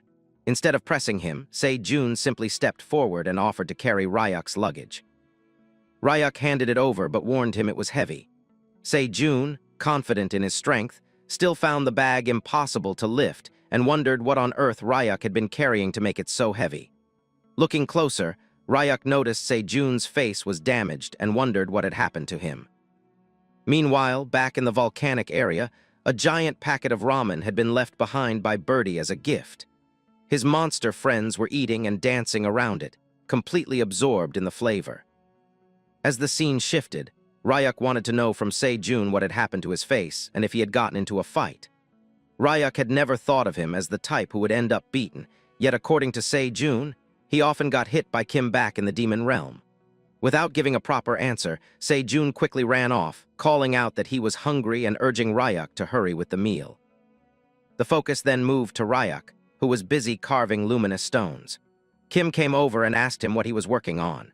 Ryuk explained that he was making fluorescent lights by carving alumina stones, adding that if they were to be used for a ceiling, it would be nice to make them look pretty. Kim suddenly realized something and told him he was really smart, not only because he understood what he was doing, but also because he explained it clearly. On top of that, she said, he was kind-hearted, almost like a father figure. Ryuk smiled at her words and asked if her father was still doing well in the coconut tribe, reminding her of the lies she had told before. Kim nodded quickly, agreeing that her father was fine. Time passed, and by sunset the air grew warm enough that Birdie felt as though his body was melting, though not as much as it had in the volcanic region. Just then, he was surrounded by strange figures with glowing red eyes, blocking out the setting sun. They were none other than the Mandras who attacked him while he slept, using their new formation technique called the Mandrake Triple Fusion Rolling Splash. The attack, however, was ridiculous, bouncing harmlessly off Birdie's squishy stomach. He woke up, confused about what had just happened, while the Mandras celebrated what they believed was a successful strike. Kim, watching from the side, wondered why the Mandras were even picking a fight. Perhaps, she thought, it was because Birdie had wandered into their territory. Before anyone could dwell further, a voice called out. It was Se-jun, thanking them for waiting as he arrived with a new dish. He had prepared a delicacy called inarazushi, a sweet and sour treat popular with children. The dish looked tasty, cut open to reveal meat and rice filling inside a crunchy shell. Though simple, it looked quite presentable. Birdie complimented Se-jun, saying it looked decent even if he didn't fully understand what it was, and Se-jun encouraged everyone to dig in. But before they could eat, Ryuk grew serious. He asked Se-jun again what had really happened to his face. The scene shifted once more, revealing the truth. Se-jun explained that when he went to the Hunter Association to apply for the screening test, he had run into some A-ranked hunters. They mocked him for trying for the 7th time, and when he fought back, he was beaten down. Kim didn't seem to care much, asking only if there was more food. Se-jun admitted he felt miserable, bullied for being a B-rank who kept trying despite constant failure. The bullies even taunted him, saying his pride had fallen off along with his hair, that had been the final blow. Ryuk, who had never realized this, had always assumed Se-jun simply preferred a buzz cut. Now he felt guilty for asking about it at all. Wanting to change things, Ryuk asked Se-jun when his next promotion test would be. Se-jun said it was scheduled for next month, maybe within 60 days. Hearing that, Ryuk stood up and declared that they would begin special training for him starting immediately. Se-jun couldn't believe it at first, but quickly promised to work as hard as he could. Ryuk then announced that Se-jun would take over dishwashing from Kim and would also need to wash the lumina stones they had collected, since they were covered in volcanic ash. Se-jun was confused. This sounded more like errands than training, but Ryuk told him bluntly that if he didn't want to do it, he could just remain a B rank for the rest of his life. With that, Ryuk asked Kim if she wanted to go fishing, and as soon as she agreed, she ran off with excitement. Left behind, Se-jun felt downhearted, wondering if this was all a joke. Still, he tried to stay optimistic, thinking maybe Ryuk truly had a plan. So even though it was hard work, he grabbed the bag of lumina stones and headed toward the lake. As he walked, he reminded himself that while people thought of him as a natural-born genius, he had only reached B rank through sheer effort. He was someone who trusted until the end, who kept trying even after 6 failures, and who built everything on diligence and perseverance. At the lake, Kim grew bored as no fish came to her bait. Instead, all the fish were drawn toward Se-jun, who was busy washing dishes. Suddenly, Se-jun cried out for Ryuk's help. Water-type monsters were attacking, and because his attribute was their opposite, they were hurting him badly. Ryuk sighed in frustration, realizing how high-maintenance Se-jun could be. He approached and asked why Se-jun wasn't using his mana to protect himself. Se-jun admitted he was still practicing the technique and couldn't maintain it properly. Ryuk then pulled a lumina stone from the bag and told him to hold it. The moment Se-jun did, dark demonic energy poured out, making his hand go numb until he dropped it. He explained that he couldn't put any strength into his arm. Ryuk explained that sometimes lumina stones contained condensed magic, and since the magic of the demon realm was primordial and unrefined, it had to be pushed out using refined mana. Ryuk assured him that he already had enough mana within his body. He was just clumsy at handling it. So, Ryuk tapped into Se-jun's energy and opened some of his mana pathways, telling him to follow the new flow and concentrate while lifting the stone again. Se-jun gave it another try, putting all his focus into circulating his mana. At last, he managed to lift the stone, though it took every bit of energy he had. Relieved, Se-jun realized the dishwashing and stone cleaning were all part of Ryuk's training plan.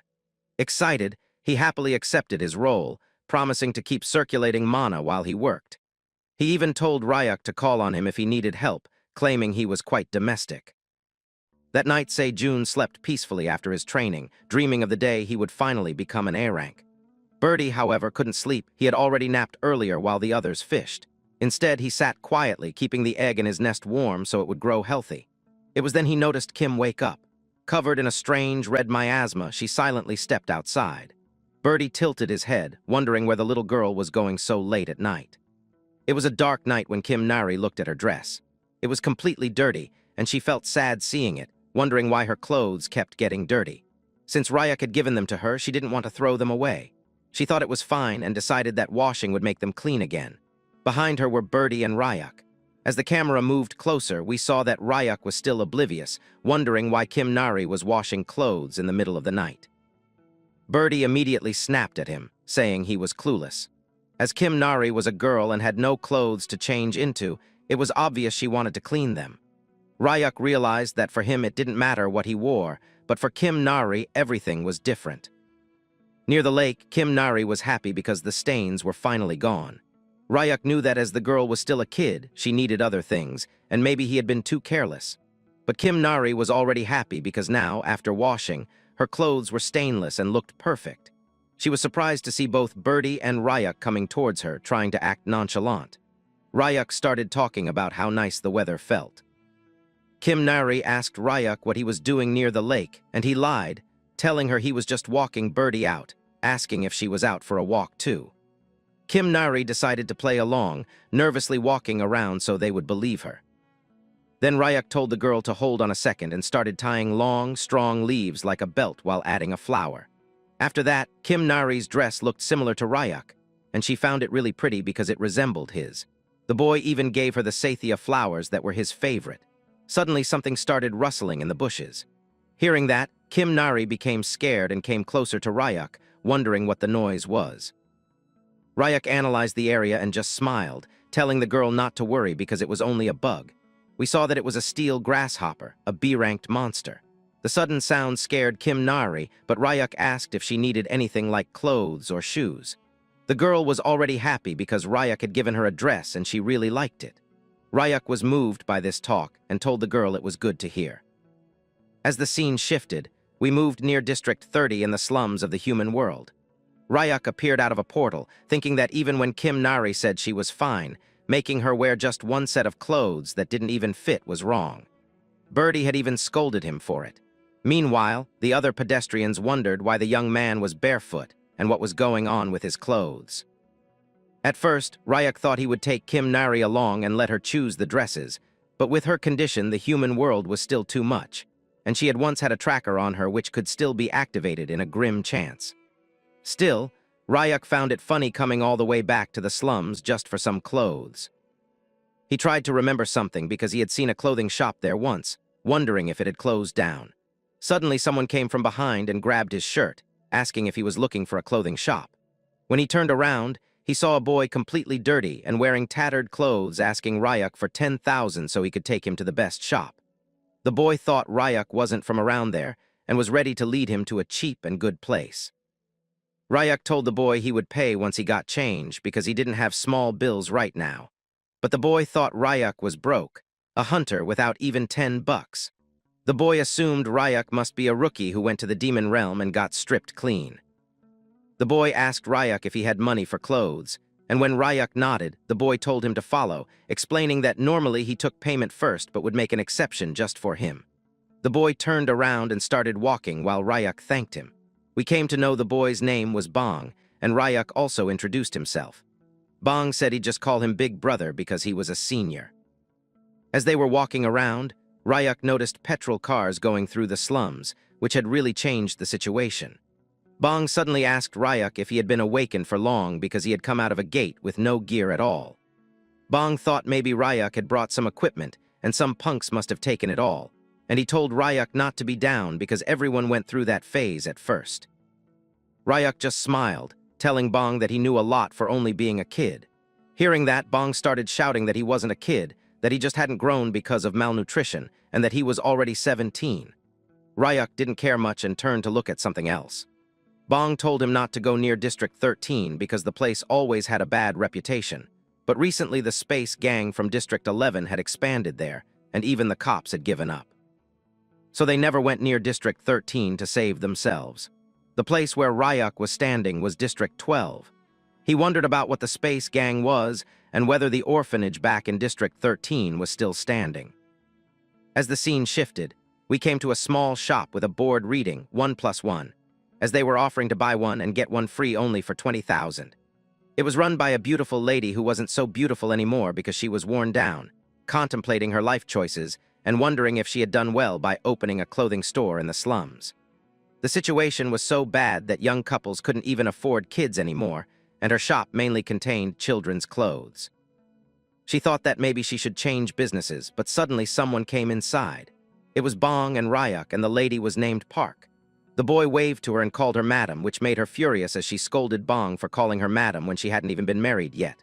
Ryuk didn't care about any of this. He was just looking around, wondering which clothes he should buy. Meanwhile, Bong explained the situation, that Ryuk needed some clothes and that he was a hunter.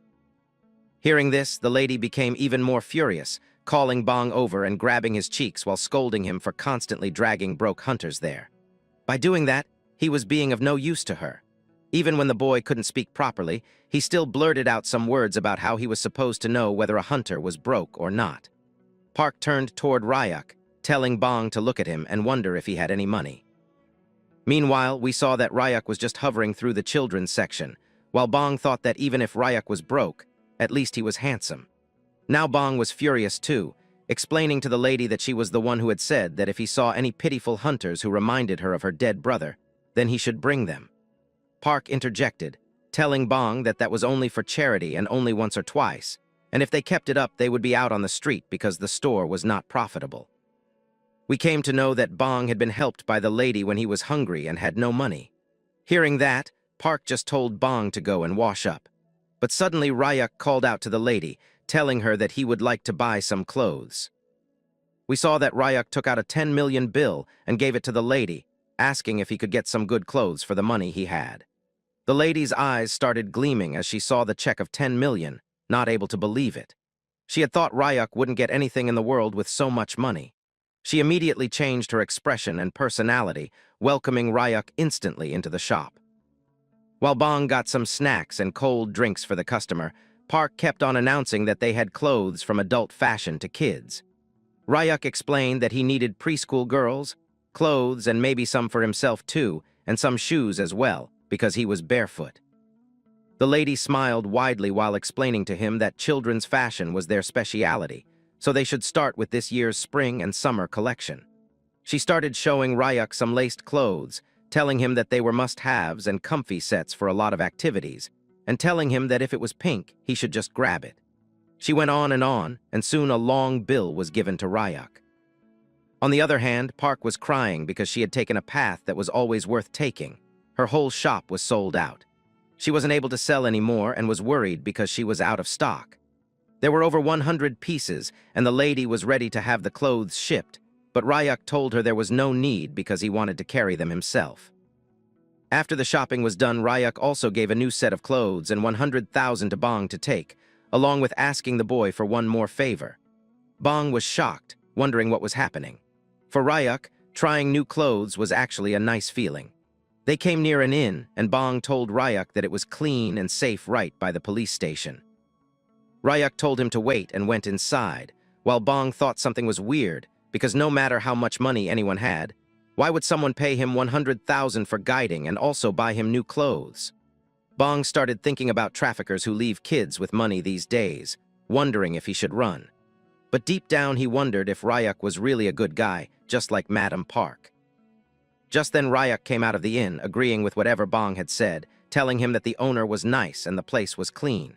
He immediately grabbed some keys and gave them to Bong, telling him to live inside the room because he had been living on the streets for too long. He explained that he had already paid 1 year's worth of rent up front, so Bong should stay there from then on. As the meals were covered too, Bong should not skip them. After doing all this, Ryak was just going to leave. Bong straight up told Ryak that he knew if he went in, he was getting kidnapped, but Ryak told him that was not possible because Bong was the one who had brought them there and there was no prior knowledge. Then the boy wondered what the catch was because they had just met today, and Bong was already tearing up because he had free clothes, even a room, along with some money too. So Bong wondered why Ryak was doing this. Ryak just turned around and looked at Bong once again, telling him that Bong reminded him of his own past because he used to live like him once too. Even though it was a long time ago, Bong should take care of himself because they were going to meet again. As the scene shifted, we saw that Ryak went back into the demon realm once again, and both Kim Nari and Se-jun came running towards him.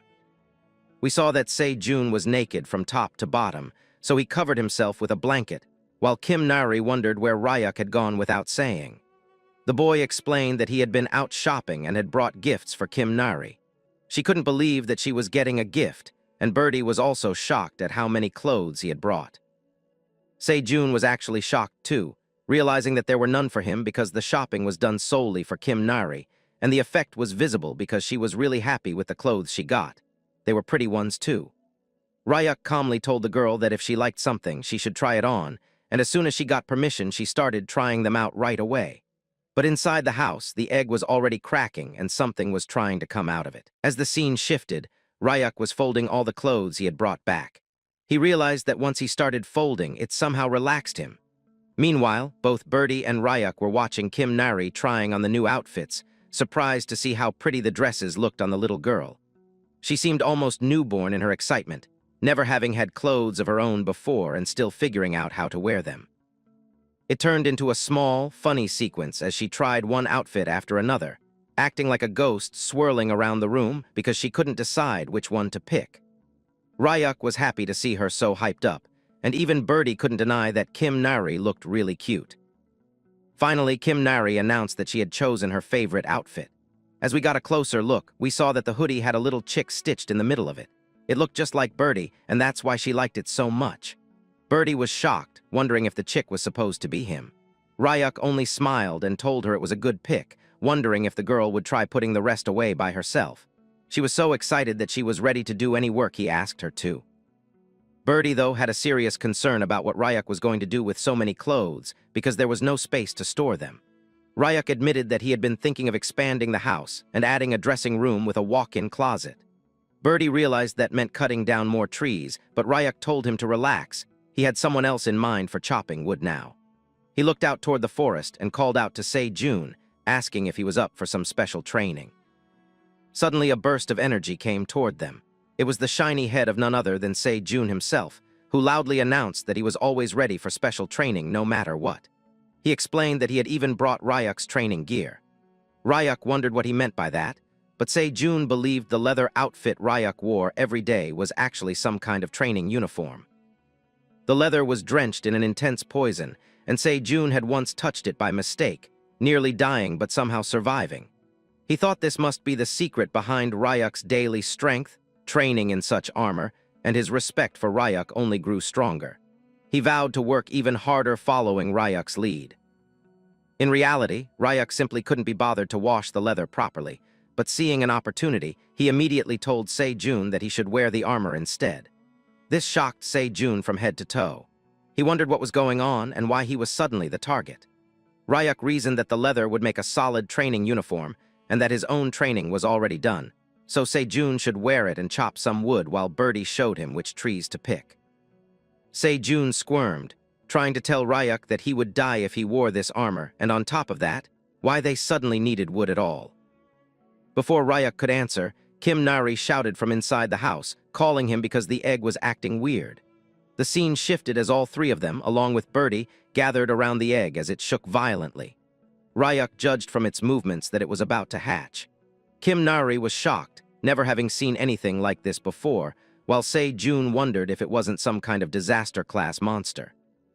Kim Nari insisted that whatever was inside must be cute, and they started bickering over who was right. Then some eggshells dropped and a pair of eyes peeked from inside. Kim Nari was curious while Se-jun nearly fainted, realizing that the egg was hatching. Sharp claws began tearing through the shell along with a long leg. Se-jun panicked as he saw thick scales and a tongue snapping out in rage, wondering what kind of monster this was. But then it was revealed that the creature wasn't menacing at all, it was trying to chirp. Kim Nari instantly knew the creature was adorable, while Se-jun couldn't decide whether it was a chick, a snake, or something else entirely. The little creature's leg was so powerful that it jumped out of the egg immediately and grabbed the bald head of Se-jun without hesitation, which resulted in a scream that would have woken everyone up if it had been night. The scene shifted again to later, where Se-jun was finally training while Birdie slapped his shiny bald head with a stick to keep the momentum going, telling him they had a mountain of work to do. Se-jun, not able to understand Birdie at all, wondered why the creature on his head felt like it was scolding him over and over again. Meanwhile, the poison seeping from the leather jacket was so strong that Se-jun could barely breathe, his mind spinning at the thought of how Ryuk managed to wear something like that around the clock. Ryuk, oblivious to the suffering outside, had finally finished folding all the clothes he had brought back, realizing with a faint sense of surprise that it wasn't just a fluke. Folding garments really did relax him and give him a moment of calm. Kim Nari's voice rang out from the other room, calling to Ryuk that the little monster was eating bread and behaving gently, almost obediently. Ryuk realized at once that it must have been because the creature recognized Kim Nari as the one who had saved it. Still, one serious question remained between them. What should they call it?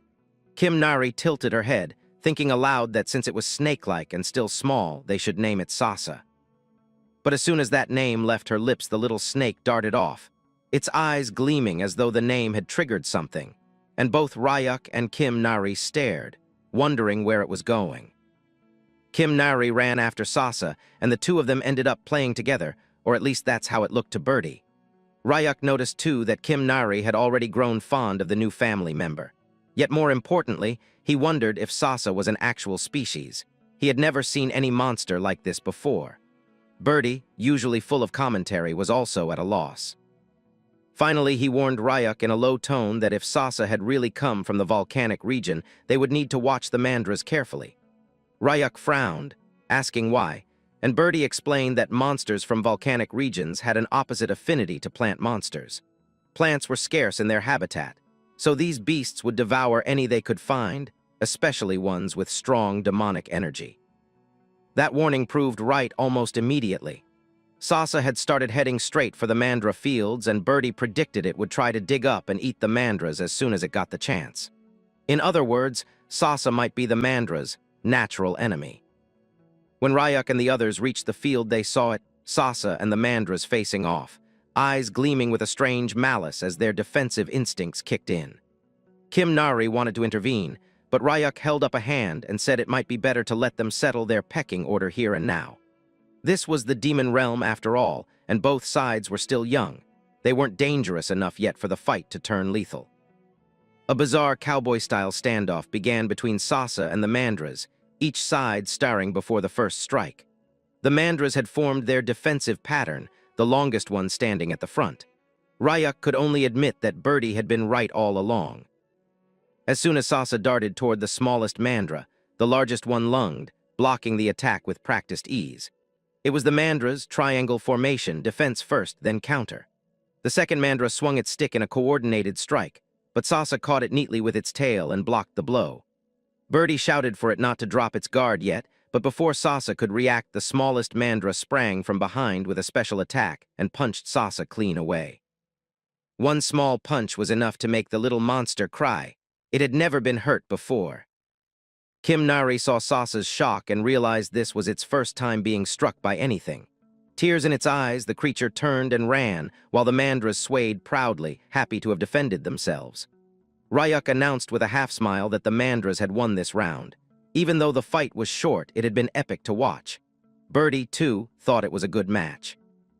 Se-jun, still catching his breath, wondered aloud if they should head back. But Birdie immediately started slapping the man's bald head with a stick, telling him to get up because training wasn't over yet. As the scene shifted, the camera of the world seemed to pull back, revealing the open, vast sky and a massive ocean beneath it. High above, something was flying, a creature with a human body but the head of a bird, wide vampire-like wings holding its silhouette aloft against the clouds. As the scene shifted, the new dressing room was slowly but surely taking shape. Birdie hovered nearby, wings flicking as he smacked Se-jun's bald head with a stick every time the man slowed down, barking at him to work faster. Kim Nari knelt on the planks, carefully applying a layer of green glue to each piece of wood so that the panels would hold. Sasa coiled near the doorway, watching its master's busy hands with flickering eyes. Ryuk, meanwhile, moved back and forth between piles of folded clothes and the half-finished room, stacking garments neatly on the new shelves. By the time the sun dipped behind the jagged horizon, the entire day had slipped away. 2 full days passed before Se-jun finally flung the poisoned leather jacket aside, his body sagging with exhaustion. His training was over at last.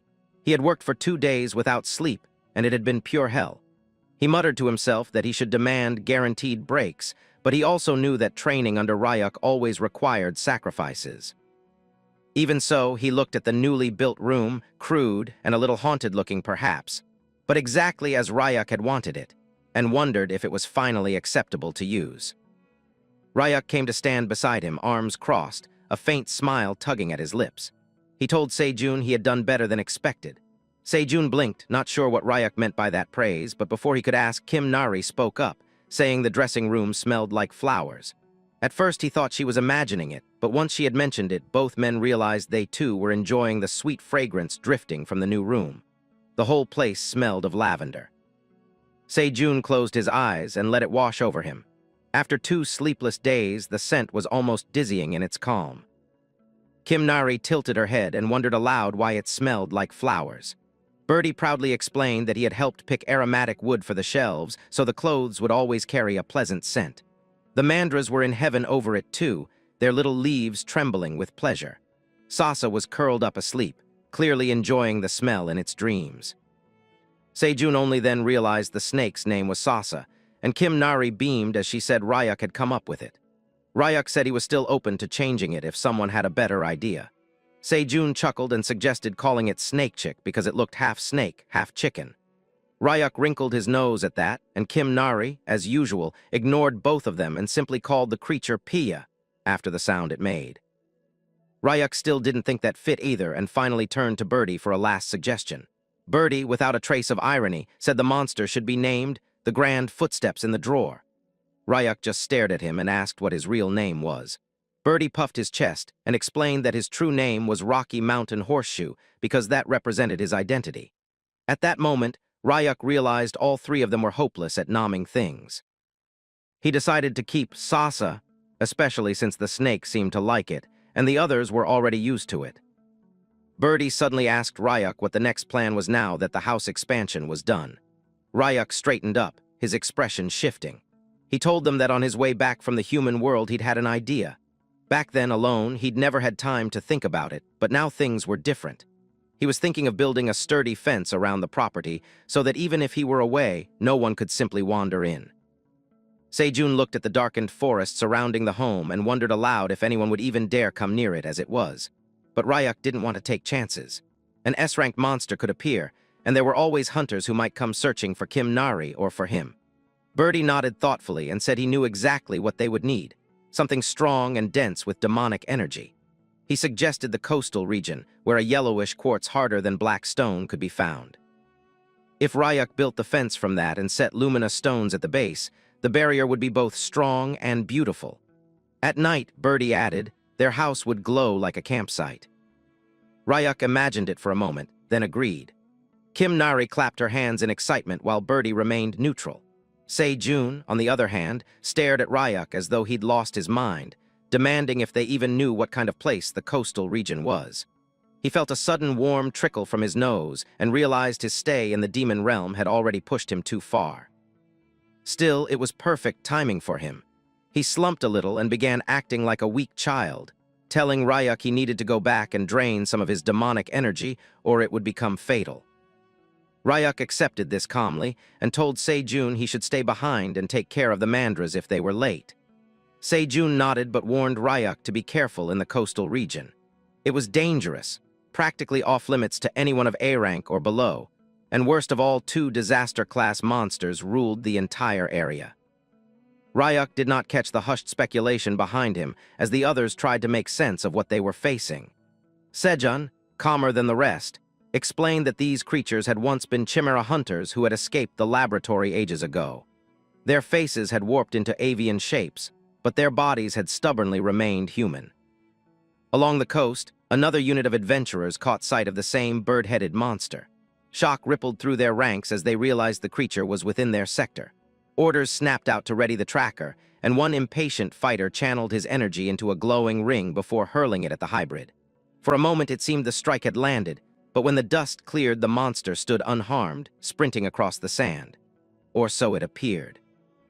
Disaster-class beings were rarely running away, and their brief sense of victory gave way to doubt. Perhaps the rumors about its power were false, they thought, and this one was weaker than reported.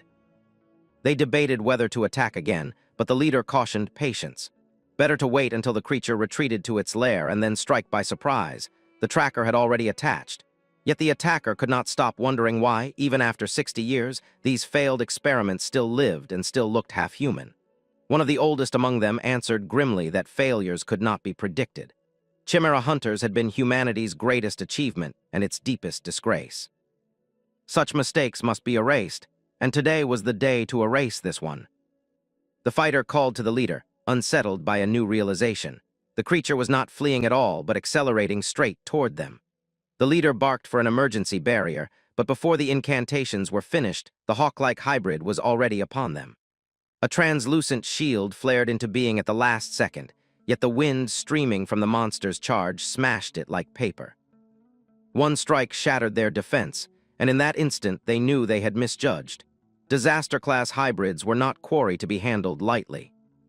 Panic edged the leader's voice as he shouted at the Chimera hunter, ordering it to halt. Then another voice rolled across the shore, familiar and commanding. Kim Nari had arrived, calling out for the hybrid not to dare bully the weak. The bird-headed creature stopped mid-lunge, recognizing something in her presence. It realized that Kim Nari too bore the mark of a chimera. She dropped to the ground, and behind her Andrew came into view. The hawk halted and landed as well, claws digging into the sand. Kim Nari explained to Ryuk that an uncle who looked like a sparrow had been harassing people. Ryuk, eyes narrowing, wondered if it was instead a sparrow wearing the body of a man. The adventurers grew increasingly flustered. Their scanners had begun to pick up the signal of a machine creature nearby. The leader frowned at the readings, sensing trouble. Unbeknownst to them, Kim Nari herself was also carrying a tracker, complicating matters further. Stranger still, the hawk hybrid seemed to recognize Ryuk and began descending toward him. Ryuk asked quietly if the creature remembered who he was, revealing that they had once been roommates in the lab. What number had it been? Ryuk could hardly believe the bird monster was still alive to stand before him. The Chimera hunter recoiled in shock, while the surrounding adventurers now looked at Ryuk with suspicion. The leader signaled for retreat, thinking to regroup later. But Ryuk knew retreat would only worsen the situation for both sides. At the same moment, the hawk was smiling, a predatory, knowing smile. It had never forgotten Ryuk's scent. In that instant, its identity clicked into place. This was subject number 33, one who might forget everything else but not the smell of the boy who had once shared the same cell. The hybrid's memories of the Chimera cell fusion drug from the TDA laboratory burned bright. At last, the hawk realized who stood before it. The boy once designated number 17 himself. The scene shifts to 66 years ago in the forest near the TDA lab, where we see that some people were actually chasing some runaways, which included the bird experiment number 33 and his sister, who had been running away from the TDA lab after many experiments. We come to know that the little girl was actually having a high fever which was coming from a seizure, from the side effects done by the lab. As number 33 was running away, he wondered if he had made the right choice by taking his little sister with him. He knew that even if the lab scientists had finished him, it would have been better to leave his sister Gia inside the lab. We see that number 33 was crying while thinking that if only he had turned into a real bird, then Gia could feel that his wings were really warm and that she was really fine. So the bird should actually just focus on running. As the scene shifts, we see that number 33 told Gia to hold on a bit longer because he thought that once they were out of this forest, someone would definitely help them.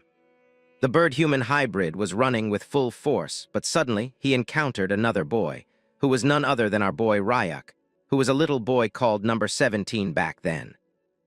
Bayam wondered about what 17 was doing there, but our boy explained that he had overheard at the lab that number 33's side effects were so bad that he was scheduled for disposal. So he had already run to the forest so that he could warn number 33 about it. Bayam could not believe that the weirdo 17 could be kind at the worst time. Number 17 knew that even if they escaped the lab, the detonation spell would definitely kill them if they didn't return in 3 days. But as Bayam's sister Gia was not on the disposal list yet, it would have been better to get suppressants from the lab and live one more day for her. But hearing that, Bayam became angry, telling Ryuk that he would not get it since he did not have any side effects till now, so he would not know what it was like for someone who was getting side effects. Bayam remembered the constant seizures and headaches that he had, which were getting even worse. It was like his head was going to explode, and he was not able to bear it.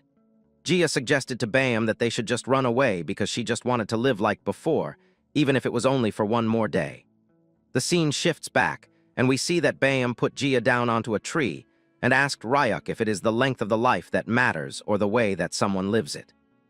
Suddenly his uniform tore down, and some tiny little wings came out of it, while Bayam told Ryuk that he wanted to live free even for one day, and for that he was going to do anything that was possible. He told Ryuk to quit talking nonsense and fight him instead. But number 17 was as nonchalant as he could be, suddenly grabbing a stone and breaking it, forming a portal. It was a gate to the demon realm, and Bayam was shocked, wondering about how 17 had got a gate stone when they were not allowed. It is then that we come to know that if a chimera crosses into the demon realm, then one of two things will happen. The human cells will be poisoned by the demonic energy, or the monster cells will absorb it and awaken with the mutation intensifying even more. The scene shifts back as we see Ryuk telling Bayam that if he really meant whatever he said, then going to the demon realm was actually a better choice. Because even if they could not handle the demonic energy and turned into monsters, they would still live free until then. And the lab's detonation spell would also not get triggered if they were in the demon realm, which was a completely different dimension. But Bayam wondered if a human could even survive inside, because theoretically, they needed enough mana to shield their body and mind from the demonic energy. And even when it would not be easy with his power now, nobody knew about what the future holds. Bayam was shocked, wondering about why Ryuk was helping them, even when it was of no benefit to him. Meanwhile, we see that the lab workers were actually shocked to see that a gate was opening right in the middle of nowhere, and they spotted Bayam and his sister. On the other hand, Bayam told Ryuk that he was going away, but suddenly he realized something. Before going inside, he told our boy that they had been roommates for 4 years and didn't even know each other's names. The birdie introduced himself as Bayam, wondering about what 17's name was. It was then that the boy just smiled, telling the birdie that his name was actually Ryuk. The scene shifts back to the present once again, and we see that Ryuk was asking the adventurers who were near the cliff about what his name was.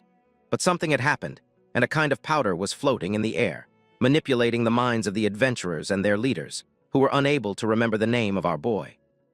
Ryuk tested again and again, asking them about why they had come there and what they had seen, but the leader constantly told our boy that they didn't know about it. After the whole check-in was complete, Ryuk just told the adventurers that they should go inside the gate and get back to reality, along with forgetting everything that had happened in the demon realm. Both Sasha and Bayam were looking at what was happening. Meanwhile, Bayam realized that Ryuk had wiped the adventurers' memories with the dust of oblivion, along with hypnosis. It was explained that Ryuk also had some oblivion herb cells inside his body, and about 3 hours of memory before and after would be completely vanished without any retrace. Bayam was still shocked that Ryuk had not got any side effects after so many implantations, being planted with all kinds of things, from plants to monsters.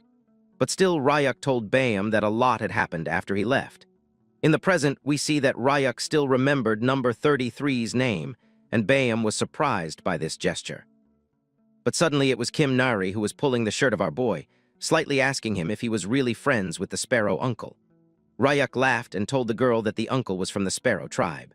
Meanwhile, 33 wondered about how and why he looked like a sparrow to the child when he was clearly an eagle hybrid. Meanwhile, Ryuk mockingly asked Kim Nari if the Sparrow and the Coconut tribes were allies, and if it was not so right now, still continuing to tell lies. Kim Nari agreed that they were allies.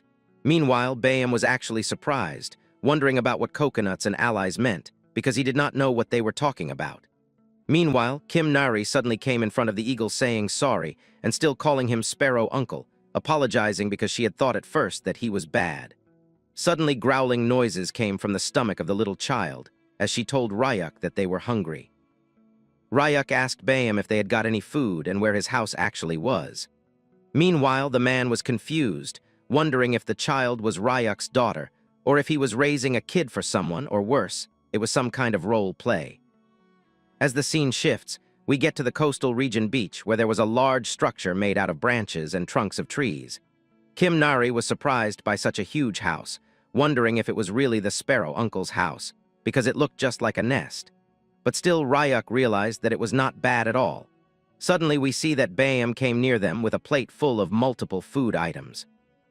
Not sure about how it tasted, but still willing to let them try, he had cooked some grilled clams with Demon Realm plant butternut, which was actually butter-flavored, along with a Demon Realm plant called red moss, which had a savory paste flavor. Kim Nari was shocked after looking at the dish, realizing that the clams were huge, while Ryuk was pretty impressed by how good the cooking actually was. It was the birdie himself who started eating, and he was immediately sent to heaven as he was blushing intensely, realizing that the freshness was as fresh as anything could be. He wondered if he had swallowed the wave, or if the wave had swallowed him instead. The clam that Kim Nari was eating was as if it was dancing with every chewy bite, and the whole dish was being complemented with red moss, which was making everything better. Even Bayam told them that red moss worked with everything that they had. He bowed down in front of them, getting happy that his guests had liked the food, telling them to eat slow. But suddenly something happened, and the eagle's face turned pale instantly, as it seemed like he was in a lot of pain. Ryuk noticed it but did not say anything about it. Suddenly, Kim Nari started causing a commotion, telling the Sparrow Uncle that she wanted even more to eat. The eagle nervously told the kid that he was out of ingredients today and wondered about what he should do. But hearing that it was such a small problem, Kim Nari wanted to know that if she caught some clams, would the sparrow uncle be making the dish again? Bayam was shocked, realizing that even when he could make the dish multiple times, it was really dangerous for a kid to catch clams when the ocean was full of monsters. But both the birdie, along with Kim Nari and Sasha, were actually completely fine with it, deciding that they would get 10 clams so they could eat even more. Kim Nari was sure that they at least needed these many clams so they could be full. Meanwhile, we see that both Ryuk and Bayam started talking, while the eagle was not able to believe that he had survived thanks to the immortal cells that had already been planted inside him. And after that, he had a pretty good life. The eagle wondered if Ryuk was planning revenge on the TDA lab, but the boy was enjoying the scenery instead, telling Bayam that even when he thought about it, sometimes it was not so bad.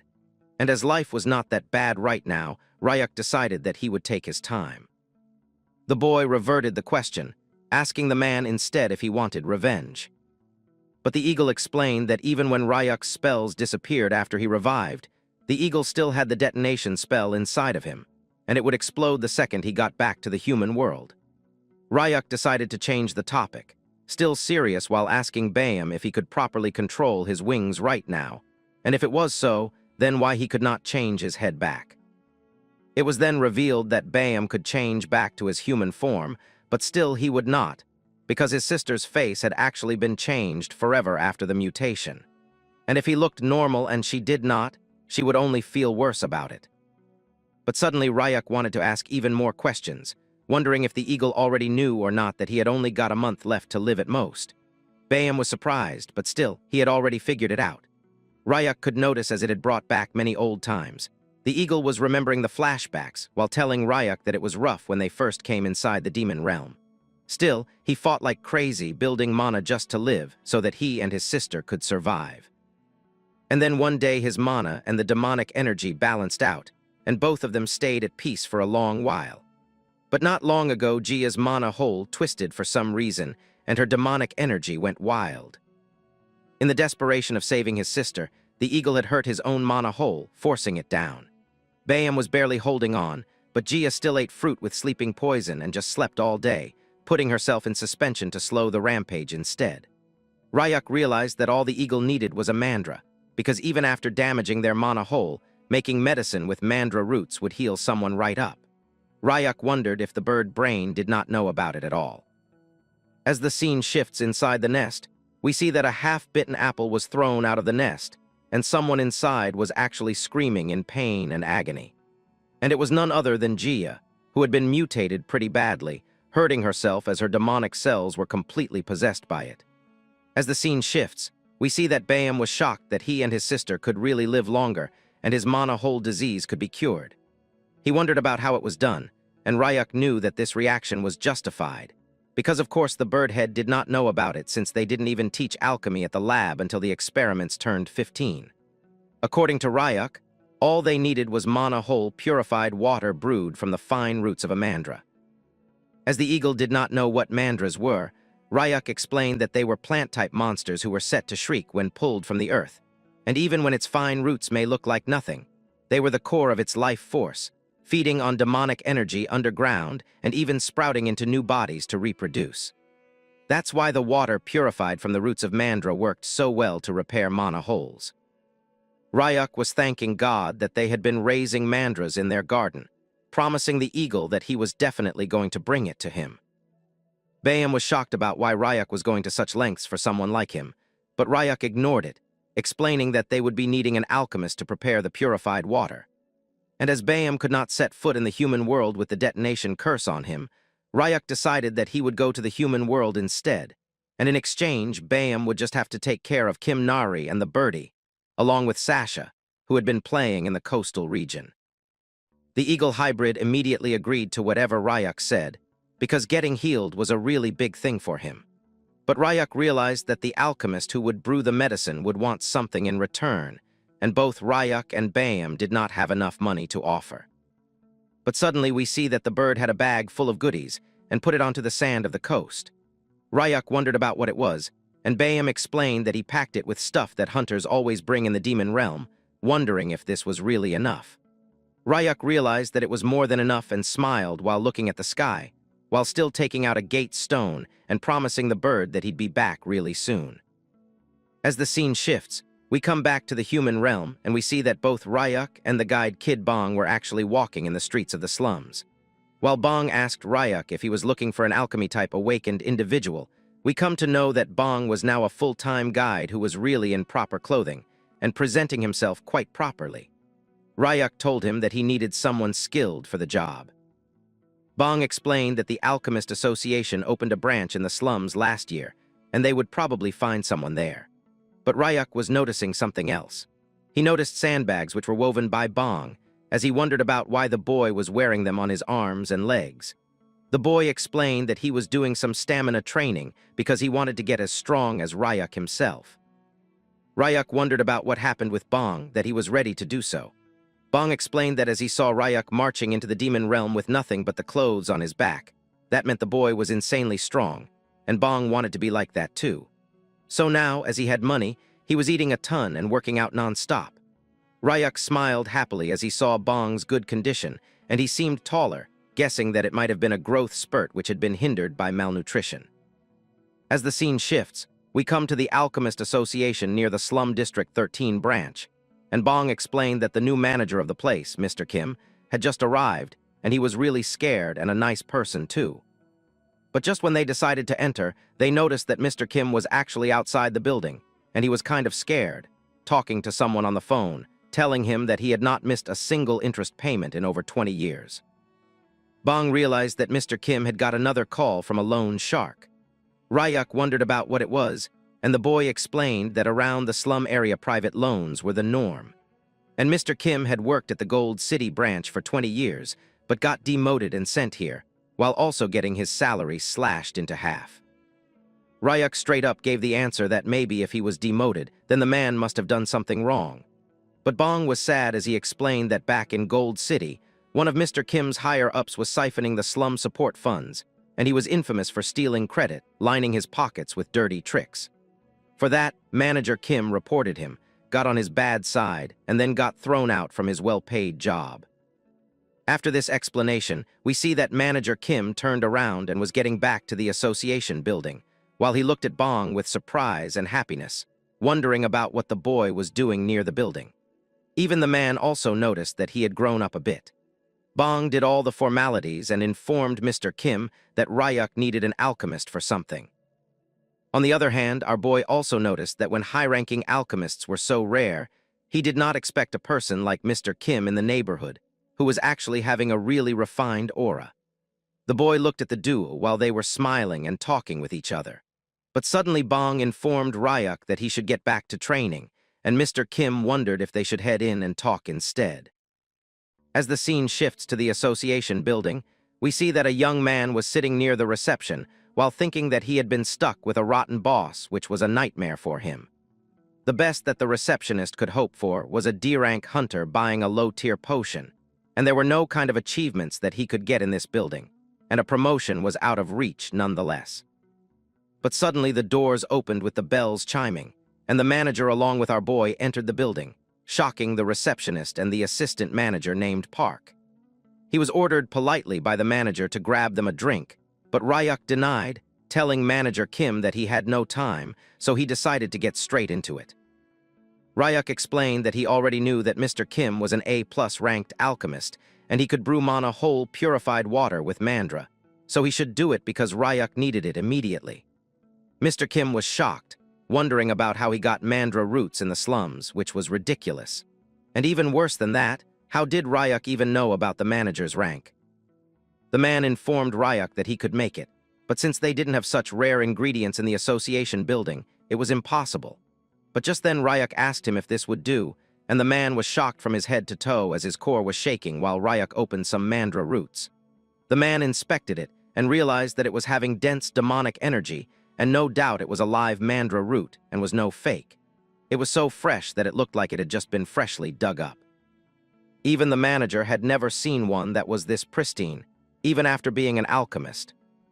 But Ryuk did not stop, opening the bag given to him by the Eagle Head, telling the manager that for the production fee they would pay with coastal region specialties, and that they should appraise it without much problem. For the manager, it was even more shocking for an adventurer to come back alive from the coastal region, and that too with some coastal region specialties, which were glittering with quality again and again. The manager knew that an S-ranked black pearl was something that not even the headquarters had, and on the other hand, Ryuk had brought them 3 of it, like it was mere child's play, along with a demon red giant clam which was still alive and not dead like the others. And last, but not least, was the red moss, which was key for top-grade potions. It had only just been discovered by humans and was ultra-rare. Ryuk wondered if this much was actually enough for the fee. The manager shockingly told Ryuk that it was not only enough, but this could buy the whole building without much effort. The assistant manager told Manager Kim that he needed to fetch the appraisal machine from the lab because for items like these, a high-quality machine appraisal was mandatory. The assistant manager told them that he would be right back and started going into the lab, while Ryuk suddenly had his interest piqued as he saw a bottle of water in which something was kept. We come to know that it was a dried-up mandra. Ryuk was shocked because Manager Kim had told him that they did not have mandra, and for this, the man explained that the one kept in the bottle was actually dead. It was 10 years old, and all its medical powers were actually gone. We come to know that Mr. Kim was fascinated with mandras, so he kept it as a relic instead of throwing it away. But Ryuk informed him that the one in the bottle was actually alive. Ryuk started giving it complete mana so that it could be revived, and the mandra was actually starting to breathe as oxygen bubbles formed inside the water. Ryuk showed it to Mr. Kim, telling him that it was indeed alive and was responding whenever it was fed mana. Mr. Kim was shocked to the core once again as he was making distorted faces, realizing that its demonic energy had run dry, so it was hanging on in suspended life. Ryuk decided to give it a bit more mana, but Mr. Kim was shocked because it should have been impossible. He had tried multiple times and given the mandra plenty of mana before. But the conversation was suddenly interrupted by the opening of a door with a bang. And we come to know that an old-looking geezer with a golden-clipped tie entered the room, telling Manager Kim that it had been a while. We come to know that this man was Executive Ahan, who was surveying the vicinity, joking around that this small office should not be an office at all, joking about the condition that Manager Kim had after messing with him. The man was surprised, wondering about what brought the executive to the association building. But Executive Ahan told Manager Kim that he got word that some extraordinary item showed up in the slums. We come to know that the snake who told the executive brat about it was none other than the assistant manager Park, who had already tipped off the executive for his promotion. The manager frustratingly told Ahan that he moved really fast, and the executive mocked Mr. Kim, telling him that unlike the manager, he had capable subordinates who were twins, their movement being awakened, so Executive Ahan was able to travel at double speed. Now the executive was shocked that Ryuk was the one who brought all these treasures into the slums, and the boy wondered about what the big deal was. The old man introduced himself as Executive Jeong Ahan of Gold City Branch, and he offered to Ryuk that he should come with him to Gold City, and he would be treated properly. But as Ryuk was having a decent talk with Manager Kim, it was really irritating for him. But suddenly something jogged his memory, but Ryuk ignored it, while Executive Ahan told him that he would not get a fair price in the slums, and instead he should sign an exclusive contract with him, with bonuses up front and taxes all covered. Ryuk was not interested in anything, and suddenly asked the old man if there was a mole beside his nose. The old man wondered about why Ryuk was asking something so insignificant, but Ryuk asked the executive once again if he had any relation to a man named Ahan Bok Diok. The executive started laughing devilishly with a distorted face while wondering about how Ryuk knew about his grandfather, explaining that he was the grandson of the Great Gold Peace Prize laureate expert Ahan Bok Diok. But Ryuk just smiled while telling the man that the genes were truly vile. We come to know that when 17 was small, he also encountered a wild human who told him that they were nothing but subhuman wretches whining for their mothers. And now that they were chimeras, he wondered if their parents should also be sent into the demon realm along with them.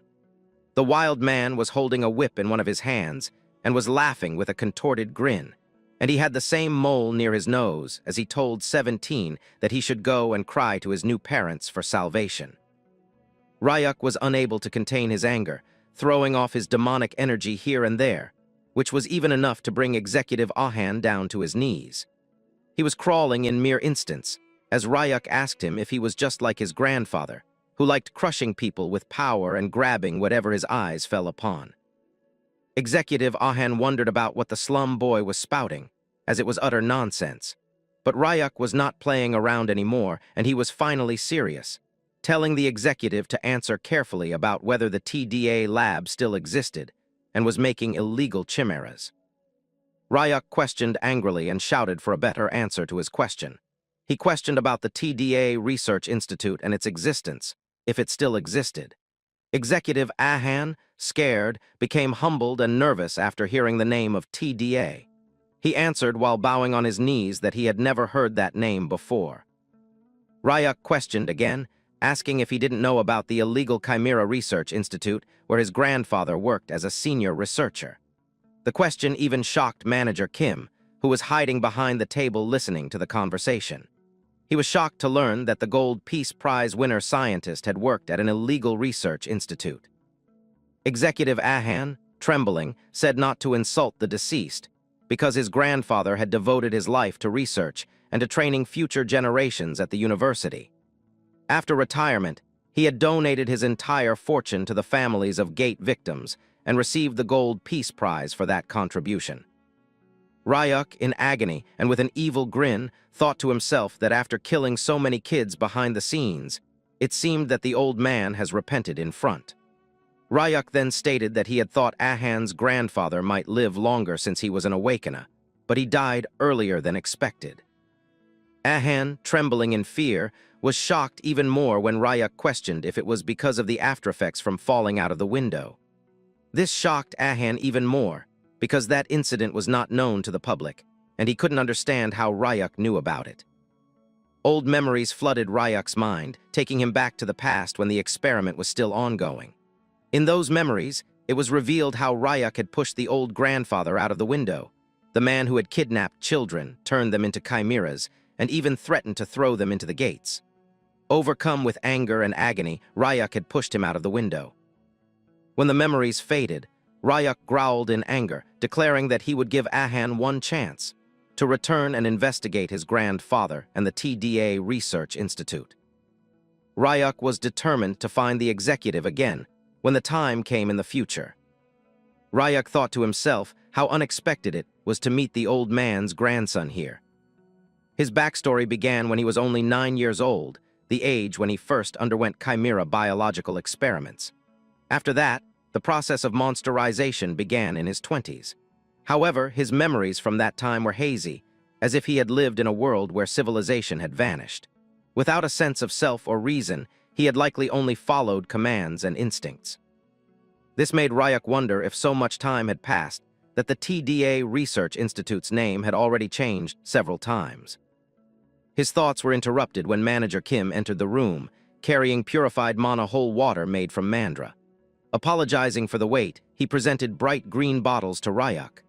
Ryuk expressed his praise, saying that, as expected of an A+ grade alchemist, Manager Kim was fast as ever. He then asked if it took around 30 minutes to make. Manager Kim replied that the materials were so good that the process was easy. He added that he would prepare the remaining materials right away while making calculations on his device. Ryuk, observing him, thought about how skilled and well-mannered Manager Kim was. After a brief pause, Ryuk stated that he would hand over all the remaining combination materials and suggested forming a personal contract with Manager Kim. The contract would last for 10 years, during which Ryuk would provide the materials, and Manager Kim would only need to handle the combinations properly. The proposal left Manager Kim stunned. The idea that such valuable materials were being entrusted to him, along with an exclusive contract, filled him with mixed emotions.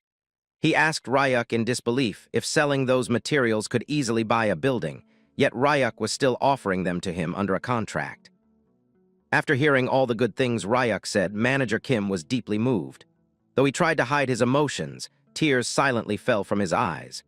Seeing this, Ryuk wondered why Manager Kim was crying, but to his surprise, Kim explained that he was from the slums. Memories flooded Manager Kim's mind. Back in his childhood, his parents had taken out heavy loans. From that moment, he had promised himself that he would repay all the money for their sake, no matter how hard his life became. Yet, despite all his efforts, he had remained stuck in the same place for years. Now, after hearing Ryuk's offer, he was so moved that he asked how he could ever repay Ryuk's kindness. Meanwhile, Ryuk was quietly thinking about how Kim was already worrying about repayment when nothing had even begun yet. Manager Kim then said that he would take care of Ryuk from now on, and sincerely thanked him from the bottom of his heart. But Ryuk knew that there would be quite a few things to discuss with Manager Kim from now on, and he would have to work even harder after the medicines were made. Ryuk decided to return since it was already evening, assuming that nothing serious would have happened while he was away. As the scene shifts, we move to the demon realm, where chaos was unfolding. Jia, completely out of control, had grabbed Bayam by the head and lifted him up, acting like a feral beast. The eagle-headed Bayam regretted his mistake, realizing he should have anticipated that Jia might lose control in her condition. The boy was crying, begging his sister to come back to her senses, but Jia only growled in a demonic tone, slamming him onto the ground and throwing him several meters away, smashing through rocks. Bayam knew he was too late, but suddenly he saw both Kim Nari and Birdie running toward him, asking if he was okay or if he was hurt. Birdie wondered why Bayam was taking all the hits instead of fighting back. Despite everything, Bayam told himself that Ryuk shouldn't worry, as his top priority was to keep his promise, protect the girl and Birdie no matter what. He steadied his wings, knowing Ryuk had saved them once before, and this time he would return the favor.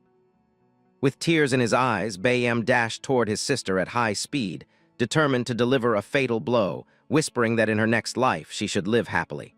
But just before they could collide, a jellyfish-like creature appeared between them and expanded. It was Ryuk. He had used monster cells to calm the girl down. Bayam was stunned, unsure what he was seeing, while Ryuk looked down, wondering if such a small dose of sleeping poison had really made her faint. Kim Nari cheered in relief that Ryuk had returned, while Bayam blinked in confusion at the sight of the jellyfish emerging from Ryuk's body. Then he noticed Ryuk sitting on top of Jia, using the jellyfish as a cushion. The boy was shocked, while Ryuk just sighed, wondering if there was any other way to subdue her without doing this. Bayam wiped his tears and asked Ryuk if he had managed to get the medicine. Ryuk smiled and replied confidently that, of course, he had gotten it without any trouble. He had brought 2 bottles, one for the boy and one for his sister, and told Bayam to feed it to her quickly. Later that night, a small campfire flickered under the dark sky. The 2 bottles lay empty on the ground, and nearby Jia, Kim Nari, and Birdie were sleeping peacefully. When Jia slowly opened her eyes, she was startled to see a small child sleeping in front of her, wondering if she was dreaming. As she regained her senses, she spotted Bayam and Ryuk sitting near the fire. Ryuk turned around when he heard her stir, and Jia immediately covered herself, screaming in confusion, asking who he was. The noise woke Kim Nari, who asked sleepily if Sparrow Auntie was awake too. Jia blinked, baffled at being called that, but then her brother smiled in relief and told her to check her mana hole. Jia, still confused, asked about the little kid, and Kim Nari introduced herself cheerfully. As Jia examined herself, she suddenly realized her mana hole was normal again, and her face had returned to normal too. She was overwhelmed, not understanding what had happened or who these people were. Bayam looked surprised that his sister didn't seem to recognize Ryuk, since she used to talk about wanting to see him so often. Then Jia froze, staring in disbelief at the boy eating quietly beside the fire. Her eyes widened as she realized it was him, number 17. She kept repeating it in shock while Bayam explained that once again, they had been saved by none other than Ryuk. Ryuk, however, seemed completely indifferent, asking if there was any more red moss left. Birdie told him that was all for today, and Jia, though still processing it all, was now sure. This was definitely Ryuk, the boy who had no sense of empathy. Jia took off her mask and smiled softly, thanking Ryuk for saving them once again and giving them another chance at life. But then Kim Nari suddenly noticed something glimmering in the distance and pointed toward the ocean. The water was sparkling with golden light. Jia put her mask back on and told the girl it was a sea fairy. Kim Nari asked what that was, and Jia explained that it was originally a seahorse-type monster that lived deep beneath the sea, but she nicknamed it Sea Fairy because it looked like one when it flew through the water. She added that these creatures only came to the surface at night to play and returned home when the sun rose. If they followed the sea fairy, they could find yellow glowing quartz. Ryuk's eyes widened as he realized that the real reason they had come to the coastal area was for the quartz. He asked Bayam how long until sunrise, then stood up with a grin, saying it had been a long time since he'd gone swimming. Meanwhile, in a distant laboratory, the scientist with recently regrown hair was staring at a monitor, trying to locate a mechanical creature. His panel reported that around 10 B-rank hunters had spotted it multiple times in the forest area but failed to capture it, and it now seemed to be hiding near the coastal region. Recently, some A-rank hunters who went there returned with memory loss, and even after that, their tracking devices still showed the creature's last known location. Then, a shocking moment, Executive Han called the scientist. As he picked up, Han's furious voice demanded to know whether the scientist had any connection to the TDA Research Institute. The scientist tells Executive Han that he has not heard of the lab, but Han insists that it was an illegal research facility that had been secretly run a long time ago. But the scientist stopped Han midway and explains that the Hanbit Research Lab doesn't perform the kind of experiments Han is talking about. He reminds Han that his grandfather always told him to remain an upright and honest researcher, and that their lab has never been involved in shady dealings. But we all know from the expression that the scientist knows really well about what Han was talking about. After the call ends, the scientist leans back in his chair, lost in thought. He begins to wonder uneasily how Han could possibly know about the illegal lab, something that was supposed to be erased from all records. A moment later, the door to the main office got knocked, and the scientist told the person to come in. We see one of his attendants who rushes into the room with a spark of excitement, announcing that they have finally succeeded in combining liquid metal and mandra, creating a liquid metal mandra. The scientist's face lights up at the news of the success, because the mandra, he knows, are remarkable beings, especially noted for their deep sense of kinship and instinctive loyalty, along with extremely powerful coalescing property of the liquid. He feels glad that he had left a small portion of the liquid metal behind for further testing. Confident in his work, he believes that a chimera combining the metal mandra will track down the mechanical life form faster than any other hunters could. It was built with precision and programmed to sense her unique mana signature. Without hesitation, he orders that the bounty on the mechanical creature be tripled, and that all elite A-class hunters be mobilized immediately. No matter what it takes, he must find her after all. She is his life's masterpiece and the peak of his research. As the scene shifts back in the demon realm, Bayam stands quietly before the vast, shimmering sea, recalling a conversation he once had with Ryuk about the quartz. Ryuk had casually mentioned that he wanted to use it for building his house, which had completely shocked Bayam. He also invited the bird head to his house, pointing out that they even have a good cook. Bayam realizes that Ryuk, despite living in the dangerous demon realm, seems to be enjoying his life more than anyone else. Ryuk then asks Bayam if he would ever like to visit the human world.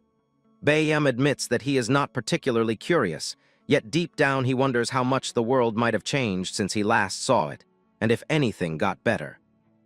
Ryuk then tells him that there might actually be a way to remove the curse from the birds and his sister's body.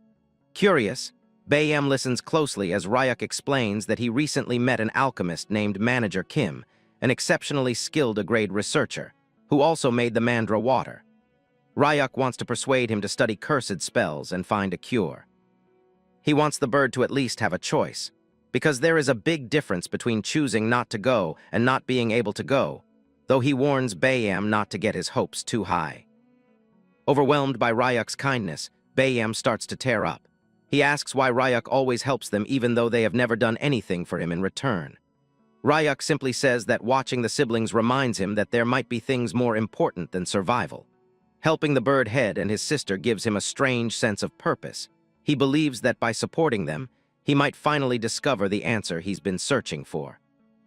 As we come to the present, we see that Bayam stares into the clear blue sea. The bird head sister suddenly appears in the distance in the sky, waving at him from a distance and throwing a thick rope across the waves. She shouts for him to catch it and pull with full force.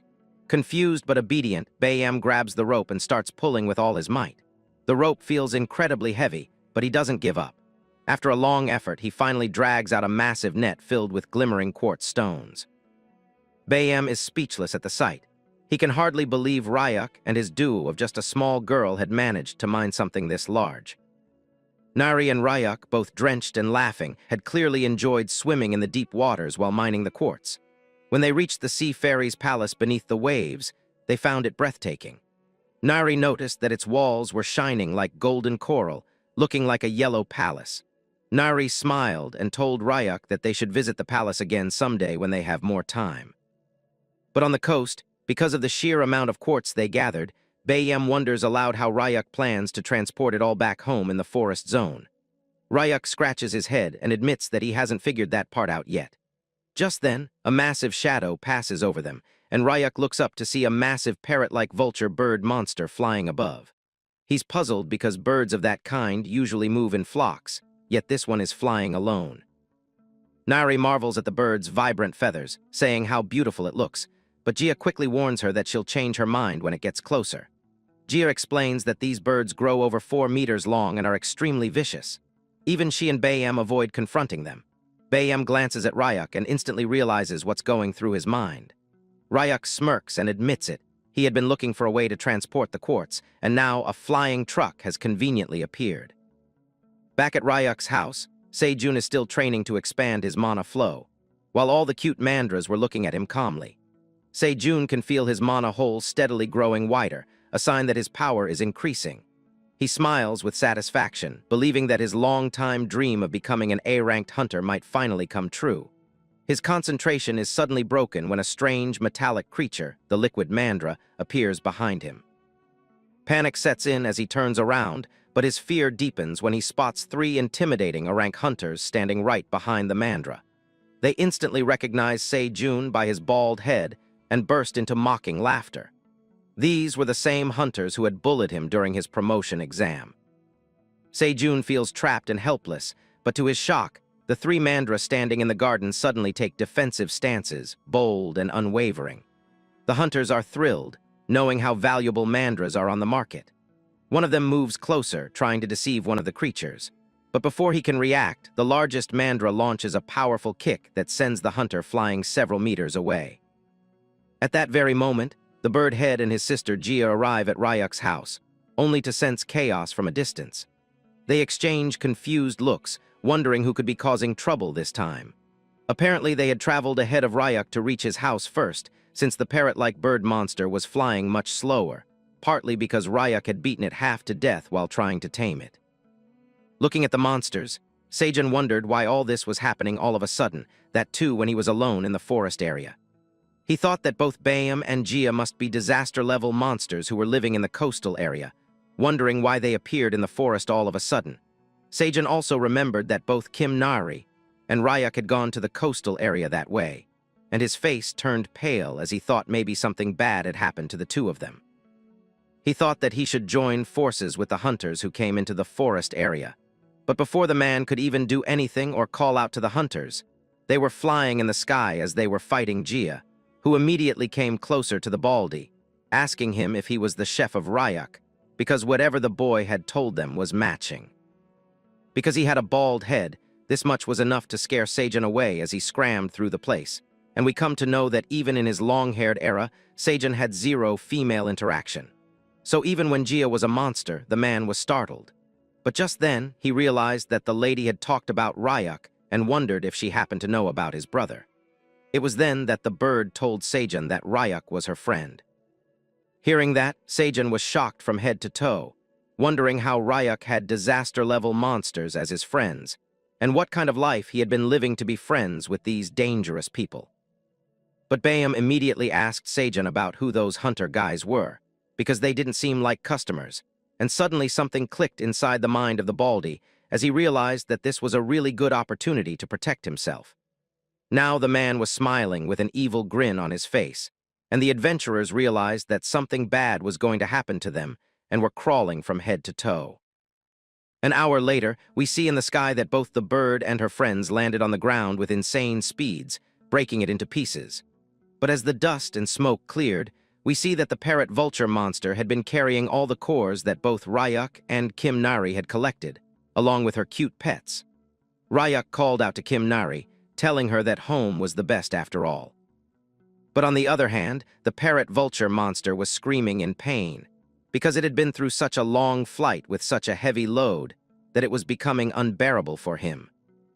Ryuk suddenly patted the monster's head, telling it that it did a great job and that it should take a rest. Both Jia and Bayam were shocked that Ryuk was really able to tame the beast, but the bird head was sure that if it was Ryuk, then he could do so. But suddenly, from the feathers of the parrot vulture monster came rolling the birdie, who was feeling really dizzy as he rolled around because it had been so long since he had flown so high. But as the birdie opened his eyes, he got slammed onto a shoe and wondered about what it was. It was then revealed that it was the 3 A-ranked adventurers who had come into the forest area. Ryuk wondered about what was going on, and the eagle head thought that maybe it was an attempt to steal the mandras, but still something felt off to Ryuk. Even when the eagle hybrid tried to talk, he was hesitating. Jia understood what she had to do and bent down near Kim Nari, telling her that she had heard that the valley was really beautiful and wondering if the kid could show her around her house. Kim Nari was happy as she immediately jumped up and told Jia that there was a beautiful waterfall near their house too, and both of them started going there, while Kim Nari happily told Jia that she would also teach her how to catch fish. Then the eagle head started telling Ryuk that the A-ranked hunters were commissioned by the Hanbit Research Institute, and Ryuk knew that if it was Hanbit, then they might have come because at first Seijin also came looking for the mechanical creature, and he was a reliable source. Even Ryuk had expected that more hunters would come because Kim Nari had a special tracking device attached to her that worked even in the demon realm, and that's why the kid was not free. But still, Ryuk wondered about how these people ended up in the forest area when in actuality, Ryuk was with Kim Nari in the coastal area till now, and they had just returned. Even the eagle head had not thought about it enough, but suddenly he remembered something and took out a metallic little thing, showing it to Ryuk, telling him that they must have been to the forest area because of this guy. We come to know that this was the same mutated mandra that the Research Institute had created, and even Ryuk realized that they had synthesized liquid metal with mandras. He wondered if they made it to track Kim Nari. Even the eagle head had heard that liquid metals attract each other, so that's why this was made. But coming to the forest area, the mandra was not drawn by Kim Nari and was instead drawn by his kind, as it found healthy mandras near Ryuk's house, and that's why they came there. But Bayam had heard that the adventurers were planning to go to the coastal area next because they were not going to easily give up on Kim Nari. Ryuk knew that they needed to think about a countermeasure, but suddenly he noticed that all the mandras came running towards him. As he wondered about what was going on, all those mandras were excited as they gestured to Ryuk, trying to tell him that even if the mandra was a chimera, he was still their kin, and the mandras wanted to take care of him.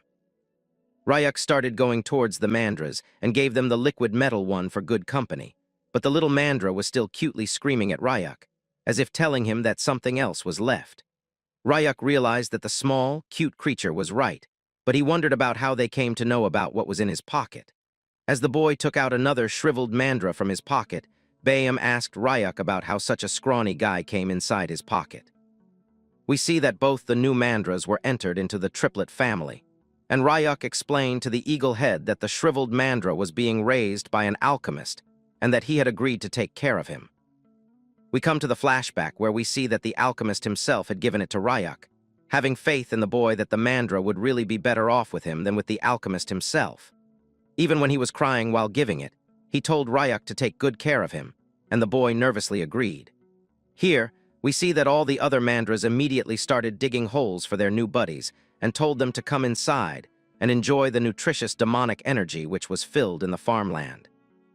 As they got inside, both the new mandras were in heaven, and even the eagle head noticed that, telling Ryuk that these guys looked like serious perverts. But for Ryuk, it was fortunate that they were not hostile, knowing that they would fit perfectly in the environment. But suddenly, Ryuk wondered about where Seijin had gone because he should be back by now. Just then, Jia called out to Ryuk from above, and as the boy turned around, he saw that the lady had come back with both Kim Nari and Seijin in her hands. Seijin was really crying and becoming happy by the fact that Ryuk had come back, getting ready to hug him, but he was slapped by Ryuk immediately as the boy wondered about what was wrong with Seijin's condition. Jia told Ryuk that Seijin was getting bitten by fish all alone in the water, and the man explained that since Ryuk was so easily handling the fish, he thought he should also try to treat them but ended up being attacked instead. Kim Nari continued that the sparrow auntie had saved both of them in style, but Seijin came back to his senses and told all of them that if they waited a little bit, they would have some delicious food to fill their stomachs. But in front of him was a giant creature, and as Seijun noticed it, he started screaming with a pale face, wondering if he was food for the parrot monster instead. But Ryuk decided to explain it later because he was hungry and food preparation was necessary. Even Seijun did not mind and started cooking, while Kim Nari wondered about what was on the menu today. But suddenly the girl ran towards the liquid metal chimera because she was being attracted to it, and as soon as she tapped onto the chimera's leaf, something was being communicated to her, and she was instantly sad. As the scene shifted, we see that it was evening, and it took so much time for the food to finally be complete. Both the Eaglehead and Gia were shocked to witness what was made for them. It was revealed that it was kimchi curry rice, which was simmered as long as beef bone soup, and it was a culinary dish made by none other than Seijun himself. The man was proud of it, even when it was instead curry and simple kimchi, but he added some delicious salmon and pork and then chopped a variety of vegetables generously. Then Seijun started stirring and did not stop for an hour so the bottom of the broth would not burn, and after that, the delicious food was prepared and was on the table. The siblings knew that the smell was nice, and Ryuk wondered if they should try it now, while Seijun hoped that the food tasted good. As soon as Gia and the bird head ate it, they were straight into heaven, realizing that this was what they called the meeting of East and West. Even when it was spicy, the boy liked it because it was delicious, wondering if there were some Indian spices in the soup, while Ryuk realized that the siblings' reactions were like a comedy skit. But then he also noticed that Kim Nari was not eating at all, wondering why she was not eating and asking the girl, but she just turned around, telling the boy that she did not have an appetite. She suddenly got up and started running, telling Ryuk that she was going to sleep early, and even when the boy understood that maybe the girl was worried about the liquid metal chimera, he did not think that something so grave was going to happen. As both the new mandras were enjoying their stay, the shriveled mandra was suddenly woken up and wondered about what was going on. The scene shifted again to Bayam and Gia as they were really happy, stating that they had really overeaten after a long time. But this much was expected from a professional chef whose cooking was completely different. Gia also thought that she had definitely turned into a pig instead of a bird monster. But suddenly Ryuk got up, asking the siblings if they should make a fence to help with digestion, and the siblings told Ryuk that he should leave the cutting of the stone to them. But suddenly something grave happened, and as Ryuk turned around, he heard a noise and realized that a gate had opened out of the blue. In front of the gate was Kim Nari, who was thinking that if she stayed in the demon realm, then it would be dangerous for the others too. So she, along with the metal mandra, decided that they should go back to where they originally were, not knowing the true powers of Ryuk. On the other hand, the boy was nervous, wondering about what was going on, and we see that Kim Nari was crying while telling her uncle to take care as she was going to enter inside the gate. But we see that Ryuk came to the rescue immediately, calling out the child's name again and again, while she was crying wondering about what the hell she was going to do. We see that the portal was opened inside the house, and Kim Nari was almost going to leave. But Ryuk asked her if this was not her house, just like she said a few days back hearing, that was like oh damn's water getting out of control. We see that both the siblings Bayam and Gia realized that the kids grew up in an instant, while we see that Kim Nari turned around and hugged our boy while strangling the metallic Chimera mandra. Even Ryuk realized that he cannot afford to get distracted now. But you all can afford to hype the video if you are liking the story so far, as it would help me a lot. As the scene shifts, we see that Kim Nari was out on the dining table with a bowl full of tasty-looking ramen, which she was gulping with her pouted mouth, as her eyes were completely swollen from all the crying.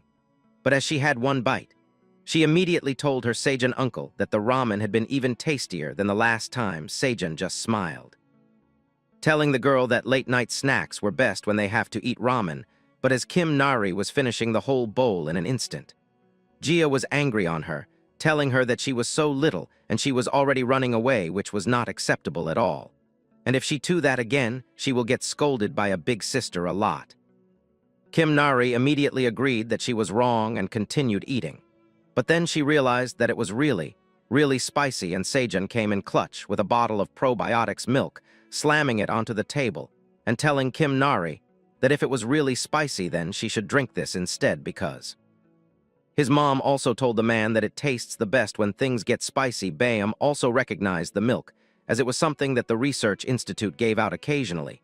Sejun ensured everyone to eat as much as they like because there's more to come. And after the food was finished and Kim Nari was satisfied, Sejun asked Ryuk if he should clear the dishes and take care of the task that Ryuk had assigned to him meanwhile. Bayam also stood up wondering if they should now try cutting some quartz again because it was getting delayed, and Jia also agreed, twisting her body and stretching it completely after more than 3 bottles of probiotic milks was finished. Kim Nari suddenly apologized for making Ryuk worry, while drinking 1 more bottle of milk, and Ryuk apologized to her as well, telling her that what she thought was right and she did not do anything wrong. But she does not have to worry at all. Ryuk knew that the ones who did wrong were probably those who created the mechanical creature and was trying to use such a cute child. But then Ryuk returned in the serious mode, asking the girl about her friends from the coconut tribe and what kind of kids were they. At first, Kim Nari was shocked, wondering about what friends she had. But Ryuk, on the other hand, knew that if he was planning to clean up the Hanbit Research Institute, then he would have to save all the other kids. And Kim Nari might know something about them, but still, as he cannot say it completely out loud, he decided to ask Kim Nari about them in this way, because back in his time, he also had 3 close friends in the institute. After hearing that, Kim Nari started making excuses because she does not really have any coconut tribe or any friends, but Ryuk knew that he does not have to ask specifically about the lab's location because Sejun would know it anyway. But just then, Ryuk remembered a task that he had assigned to the man, wondering if he was handling it well enough. As the scene shifts, we come to another place where we see that Sejun was smiling with her devilish laugh.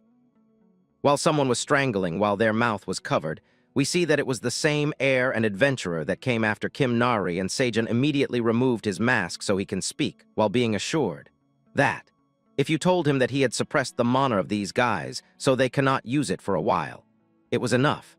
After putting down the mask, we see that Sejun was slapping the hunter again and again. But the hunter was not so cooperative, immediately telling Sejun to stop so that they can make a deal. The man was startled, wondering about what it was, and the hunter hastily explained that if Sejun would let them go back then in the human world, they will reward the man as much as he asked because they have got some money that they have saved up, and that kind of money could buy a house in Gold City, which was the most expensive, and in exchange of that, Sejun would just have to let them go. But hearing that, Sejun started tinkering inside his pocket, telling the hunters that even deals would have to make sense to him. We see that inside the pocket was a great deal, because it was a black card issued by banks to rich individuals, and Sejun flashed it in front of the hunter while saying that he was not the type to fall for that kind of pocket chain. Even the hunter knew that this special black card that the bank was issuing was only for the ultra-elite, and someone like Sejun, who they thought was pushover, was actually in possession of this card. But Sejun immediately snapped the hunter's attention, telling him that this was not the most important thing right now, because it turned out that his revenge from the promotion exam hall not long ago ends like this, when everything came back to money. The hunter immediately apologized to the man, telling him that they have made a mistake, but Nepaldi was not going to let it slide because they have called him bald and shiny head and whatnot, and still Sejun refused to give up. But these hunters were actually the real bad guys who were ending it. Famous thugs in the neighborhood doing bad things just for money. Sejun immediately asked the hunters if failing in the promotion exam was a bigger fault, or beating up weak people because they were strong, and then taking their money was way bigger than anything else, which also resulted in the hunters scamming people. It looks like Sejun had many things inside his pocket as he started rummaging around inside once again, taking out 3 golden balls which were having a devilish aura around them. Sejun smiled to compliment the devil inside, and told the hunter that this was the pollen from the forget-me-not flower that Ryuk had given him, which was all mashed together. And Sejun had pressed it down so hard and made such a concentration that he had no idea how strong the effect will be. Only by sniffing, the hunters realized that their memories were all over the place, and they were suddenly becoming victims of way brutal crimes that they actually never did due to the medicine's after effect. But the hunter was still not ready to give up. So Sejun decided that he should use the forget-me-not flower, ready to finish it once and for all. He forcefully opened the jaw of one hunter and just when the man started screaming, the scene cut off to the next day.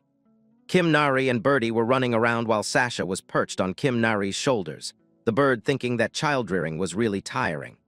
At that moment, Ryuk and Bayam were talking about how the boy was going to clean up the Hanbit Research Institute, and how he was even taking Seijun with him along with Birdie to make things easier. Ryuk wanted Bayam to take care of the house while he was gone, and the eagle assured him that nothing bad would happen. Just then, Ryuk was called from behind by none other than Seijun himself, who told him that all the preparations were complete. They noticed that their chef was in a really good mood, and Seijun explained that Ryuk had promised to introduce him to an A+ grade alchemist who might be able to solve his problems.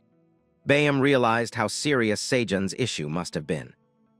Meanwhile, Jia was watching all of them, wondering if Ryuk was really planning to enter the institute with his real face and wreck everything. She thought that maybe he should at least have a disguise.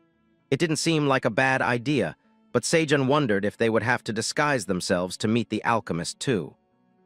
Just then Jia took off her head mask, looking as beautiful as ever, and told Ryuk to take at least the skull with him so it would help as a disguise, because being a wanted man with a real face was never good.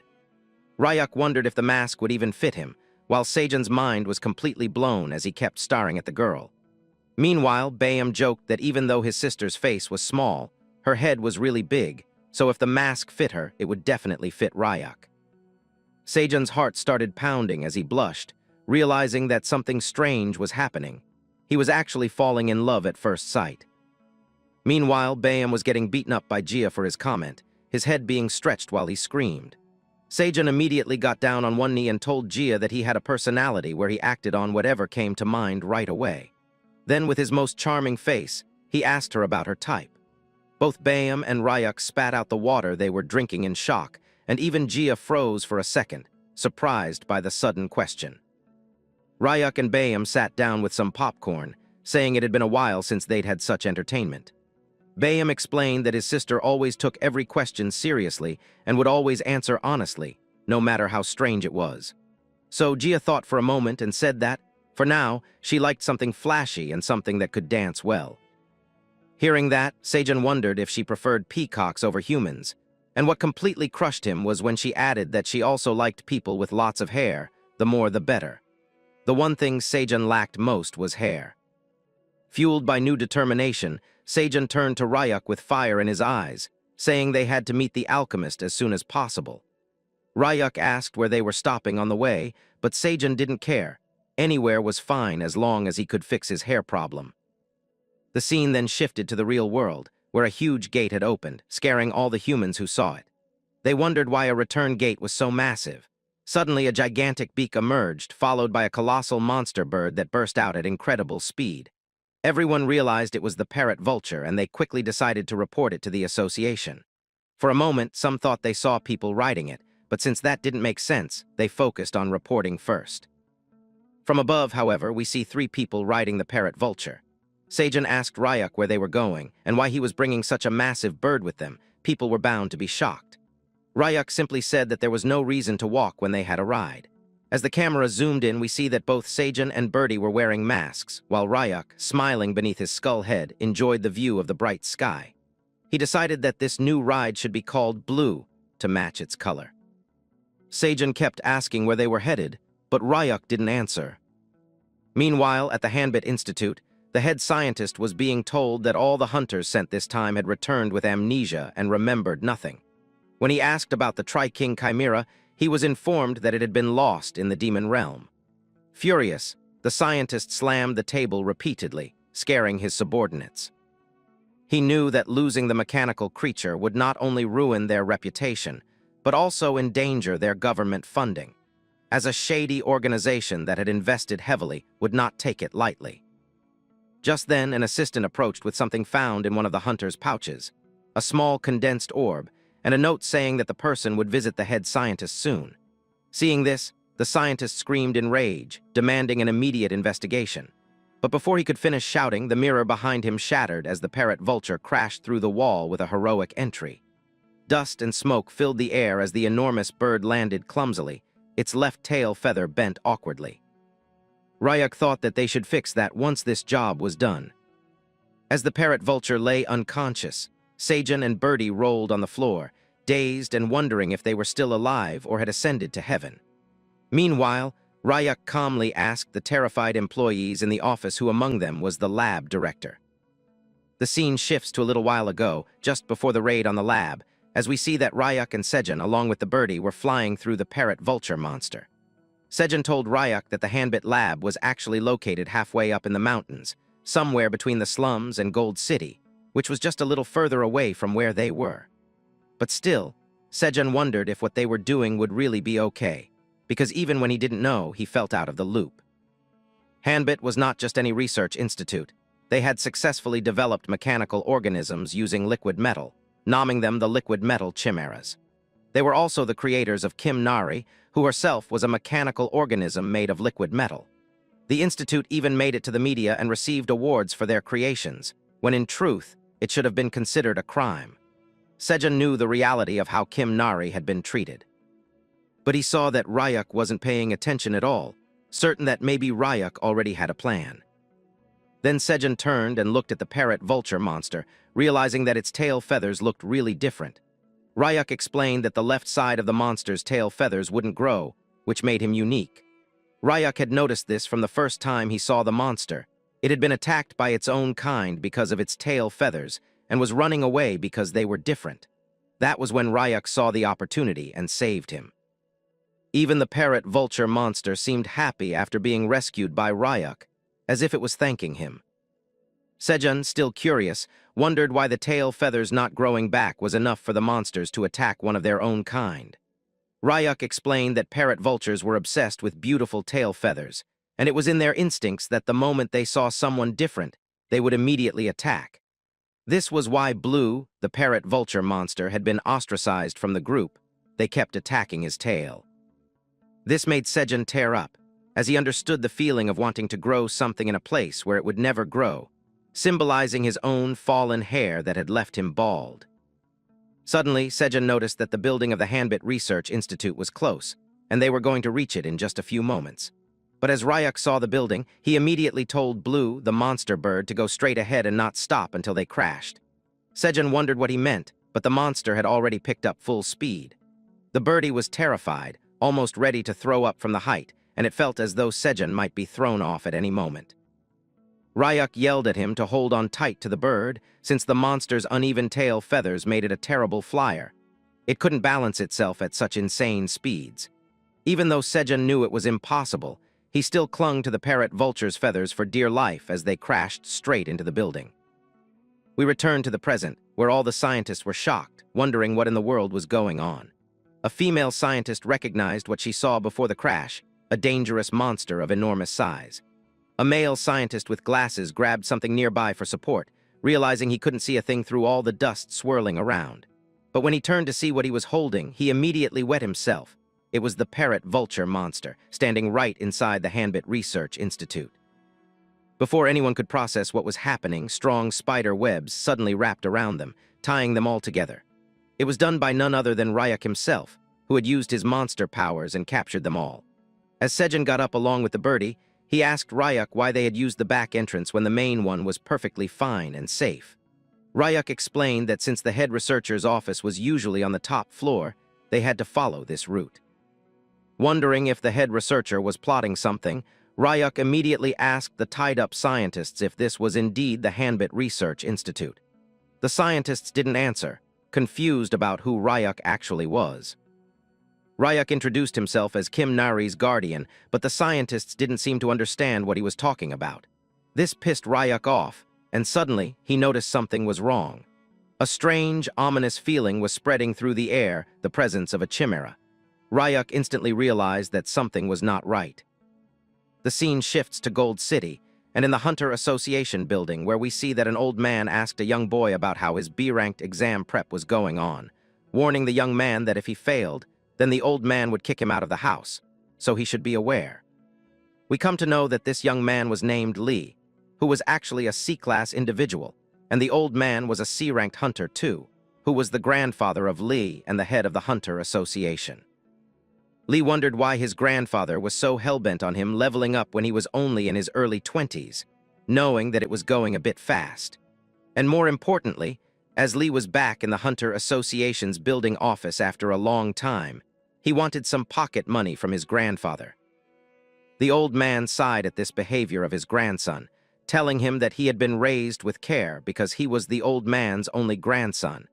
But the old man was already 84 years old, and it was about time someone took over the position of the head of the Hunter Association. We see that Lee was not at all interested in this, and was sweating all over his face because this conversation actually made him nervous. But the grandpa explained that in his youth, he saw the awakened as they risked their lives to save people, and it was due to this that the old man created the Hunter Association so that he could help them because he wanted to do his part, however small, to protect the world. But the awakened ones of today were no longer ready to take on dangerous jobs, and most of them were only interested in profitable ventures, only running towards money. The old man was not signifying that the hunters should go to their deaths just because they were awakened, and even the Chimera research started in the first place to protect them. But to hire a Chimera hunter, the Hunter Association would have to pay a huge amount of money so that the Chimera Research Institute could run. The experimentations done by the Institute were affecting lives in the poor areas, who were inevitably exposed to danger even when it was all for survival. The old man couldn't help but blame the other hunters because he still couldn't forget about the heroes of the old era who actually saved people, no matter if they were rich or poor. And the old man also believed that a world where life and death were decided by money was wrong, and it was only at times like these that the Hunter Association needed to stand even taller. But everyone only looked at money and coveted the position of the Hunter Association head. The man knew that if Lee would become the association chairman, then he could form a more solid foundation and be righteous because for the old man, it was late, as he had awakened pretty late in his life, and now he was living as a powerless association chairman because his rank was low. But if it was Lee who had awakened at a young age, things could be different. The boy was getting annoyed by all this and was going to snap back at his grandpa. But before that, an assistant came inside the office, telling the head that inside the slums, a giant parrot vulture monster had appeared. Hearing this, both Lee and his grandpa were shocked, wondering how it could happen when there were no naturally occurring gate signals. But the assistant told the chairman with hesitation that all the hunters were being contacted, but no one was ready to step up, and they were actually ignoring all the calls. The head knew that this would happen because the incident happened in a slum, and there were no people who could afford these hunters. So the old man decided to take matters into his own hands as he told the assistant to contact all the Chimera labs near the vicinity of the incident, deciding to go himself. Hearing that, even Lee couldn't contain himself, telling his grandpa that he would also be coming for support. The scene shifts back to the Hanbit Research Institute once again, where we see that Ryuk had binded the head researcher with the spider web, but it was really strange because the man was not speaking at all and was giving off a purple miasma of a chimera. Ryuk knew that something was wrong, and he binded the spider web so tight that the researcher was split in half. This horrified Sejun, but then he noticed that in actuality, the head scientist was a chimera made out of liquid metal. Looking at that, even the birdie was shocked, knowing the true potential of what the liquid metal chimera could do. Even the scientists working in the lab were shocked, knowing that the director had turned himself into a chimera with his disfigured body and ugly face. Ryuk was being challenged by the chimera director, who asked about how Ryuk dared to enter a lab so sacred. The Chimera director was ready to even send Ryuk to his death if this was what it meant to protect the secrets. And as Ryuk realized that the Chimera was the head of the lab, he started analyzing everything, knowing that this director was also turned into a liquid metal Chimera, just like Kim Nari, but he was not completely liquid metal yet. Ryuk realized that maybe the director had done biological experiments on his own body so that he could enhance it all. But suddenly, the birdie told Ryuk something shocking as he communicated to him telepathically, saying that he had succeeded in getting the memories of the Chimera director. As we get into the flashbacks, we see that this director was even more cruel and evil than the previous scientist On, who wanted to succeed more than the deceased scientist. This much was enough to make Ryuk rage in insane anger, as he grabbed the deformed head of the scientist and asked him about how he also dared to kidnap children and do awful experiments on them just for the sake of money and fame. Even when Ryuk was angry, it seemed that the head scientist did not regret anything at all. Even while being grabbed by the powerful hands of our boy, he told Ryuk that those kids were gutter rats rolling around in the slums, and that they should be grateful to have even been given a chance by the head scientist. Hearing that, Ryuk became so furious that he slammed the Chimera, scientist hybrid, onto the lab floor. It was so bad that the scientist realized his hybrid body was not moving properly, forcing him to liquefy himself quickly. But Ryuk was not ready to let the scientist go unscathed. He began channeling his demonic energy, telling the scientist that he sure talked a lot, so he should reflect a bit in the chamber of pain and time. Even the scientist had never witnessed such immense demonic power before. Now he was tormented in the same way he had once tormented the innocent kids. Even though it was painful, Ryuk did not stop at all. Honestly, this was what the scientist had deserved for a long time. The scientist's body began to condense and compact slowly but surely, pulled into Ryuk's hands. In no time, the entire scientist was nothing but a small bead-like ball. Seeing this, both Sejun and the bird were shocked, wondering what Ryuk had done to him. The crystal ball that had formed began to glow, and Ryuk picked it up, telling it that he had a few questions that needed answers. He then turned toward the other scientists, asking if they were ready to cooperate, or if they also wanted the crystal ball treatment. Hearing that, all the scientists began sweating from head to toe, terrified about what would happen to them next. As the scene shifted, Ryuk and the bird were walking somewhere, having learned that Scientist Han and Scientist Book used to be master and disciple. Everything had begun when Scientist Han's research was stolen by Scientist Book, who had fled with the biological experiment data and even turned himself into a chimera so he could remain young whenever he wanted, proving that human greed knows no bounds. However, there was nothing about the TDA lab in Executive Han's memory, which made Ryuk wonder if the old man truly didn't know about it. Still, Ryuk already knew that Kim Nari's tracker was part of Hanbit's internal program, and that it had been properly dealt with by destroying it, preventing them from tracking her any further. Ryuk also knew that Sejun would handle the cleanup well, since the giant parrot, Vulture Bird Blue, was with him. The interrogation was going smoothly, and all that remained was to uncover Dr. Han's legacy and the results of his illegal experiments. The bird had already used telepathic communication on the doctor and learned about a location deep underground. Soon, both Ryuk and the bird were standing in front of a massive door. Without wasting any time, Ryuk kicked the steel door open, and what he saw inside shook him and the bird to the core. There were giant green canisters, each containing children being forcibly turned into chimeras. Even the bird understood now that the scientist was nothing but a vile monster who preserved dead chimeras in the name of data, never letting them rest even after death. He asked Ryuk what he wanted to do. Ryuk instantly flashed back to the time when he had been treated as an experiment by several illegal doctors who wanted to know why Subject 17 showed no side effects. They thought they could dissect him endlessly because of his healing powers. One doctor even told another that killing him would be like killing the goose that laid golden eggs, since Subject 17 was making them huge profits. Being both chimera and human, Ryuk was exploited as a natural awakener to generate income for the lab. In truth, Ryuk had never been cared for. Flies buzzed around his body as the scientists argued about dissecting him. Back in the present, Ryuk felt a deep sadness, deciding that at least he should grant these children peace. But suddenly he heard someone behind him. When he turned, he saw what seemed like a child, but as the figure stepped into view, it was actually a fox. The creature was surprised by the scent Ryuk carried, saying that he knew that smell.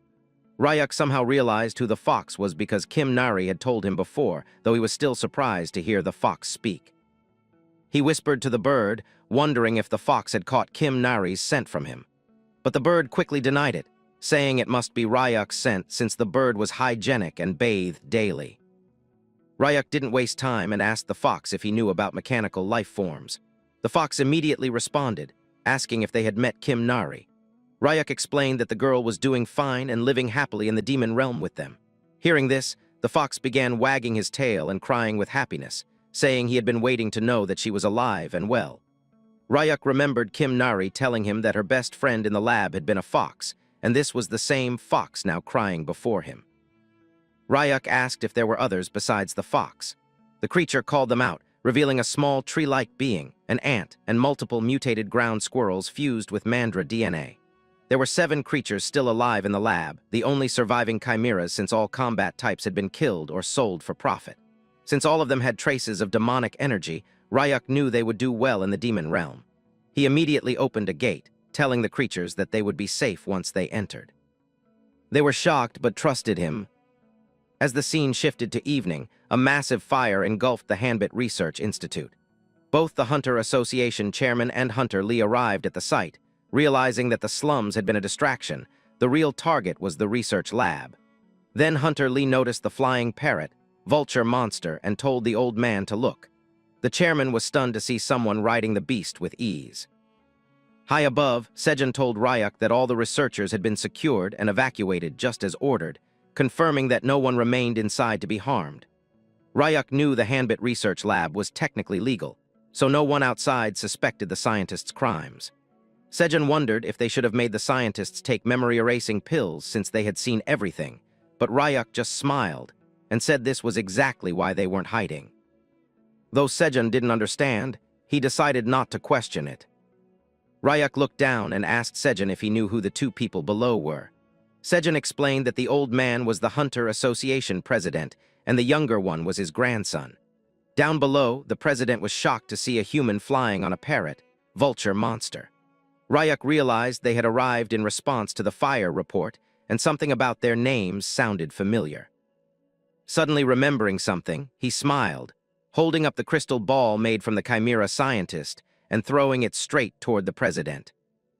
Sejun was shocked, wondering what Ryuk was doing, but the old man easily caught the high-velocity crystal ball. As he looked at it, the president began sweating, while his grandson asked what was going on. The old man, reminiscing, thought he would never see such a crystal again. It was a mana sealing spell, which could only be undone by someone whose mana exceeded the caster's. The director wondered who could have done this to the scientist and why. Just then, hunters ran up to the chairman, reporting that there were no casualties, though some researchers had given strange testimonies, claiming the head scientist was actually a chimera, and that the attackers had helped them evacuate from a fire they had started themselves. The old man wondered what on earth was happening, suspecting that perhaps the child he once knew was still alive. The scene shifted again.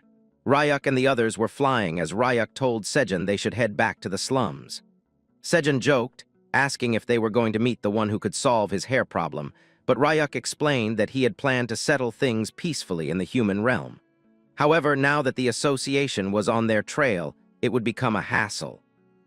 Later that night, Mr. Kim was sleeping soundly at the Alchemy Association's slum branch night duty room when something slammed against the door, startling him awake. He got up, wondering who was visiting at such an hour. But as soon as he opened the door, he was greeted by Sejun, badly injured and in terrible shape. The alchemist screamed, thinking he was a thief, but behind Sejun stood our boy. Ryuk told the man to relax, removing his skeletal helmet. Even after calming down, the alchemist still screamed, asking what brought them there at this hour. Ryuk simply smiled and told him to come to the realm with him immediately, no questions asked.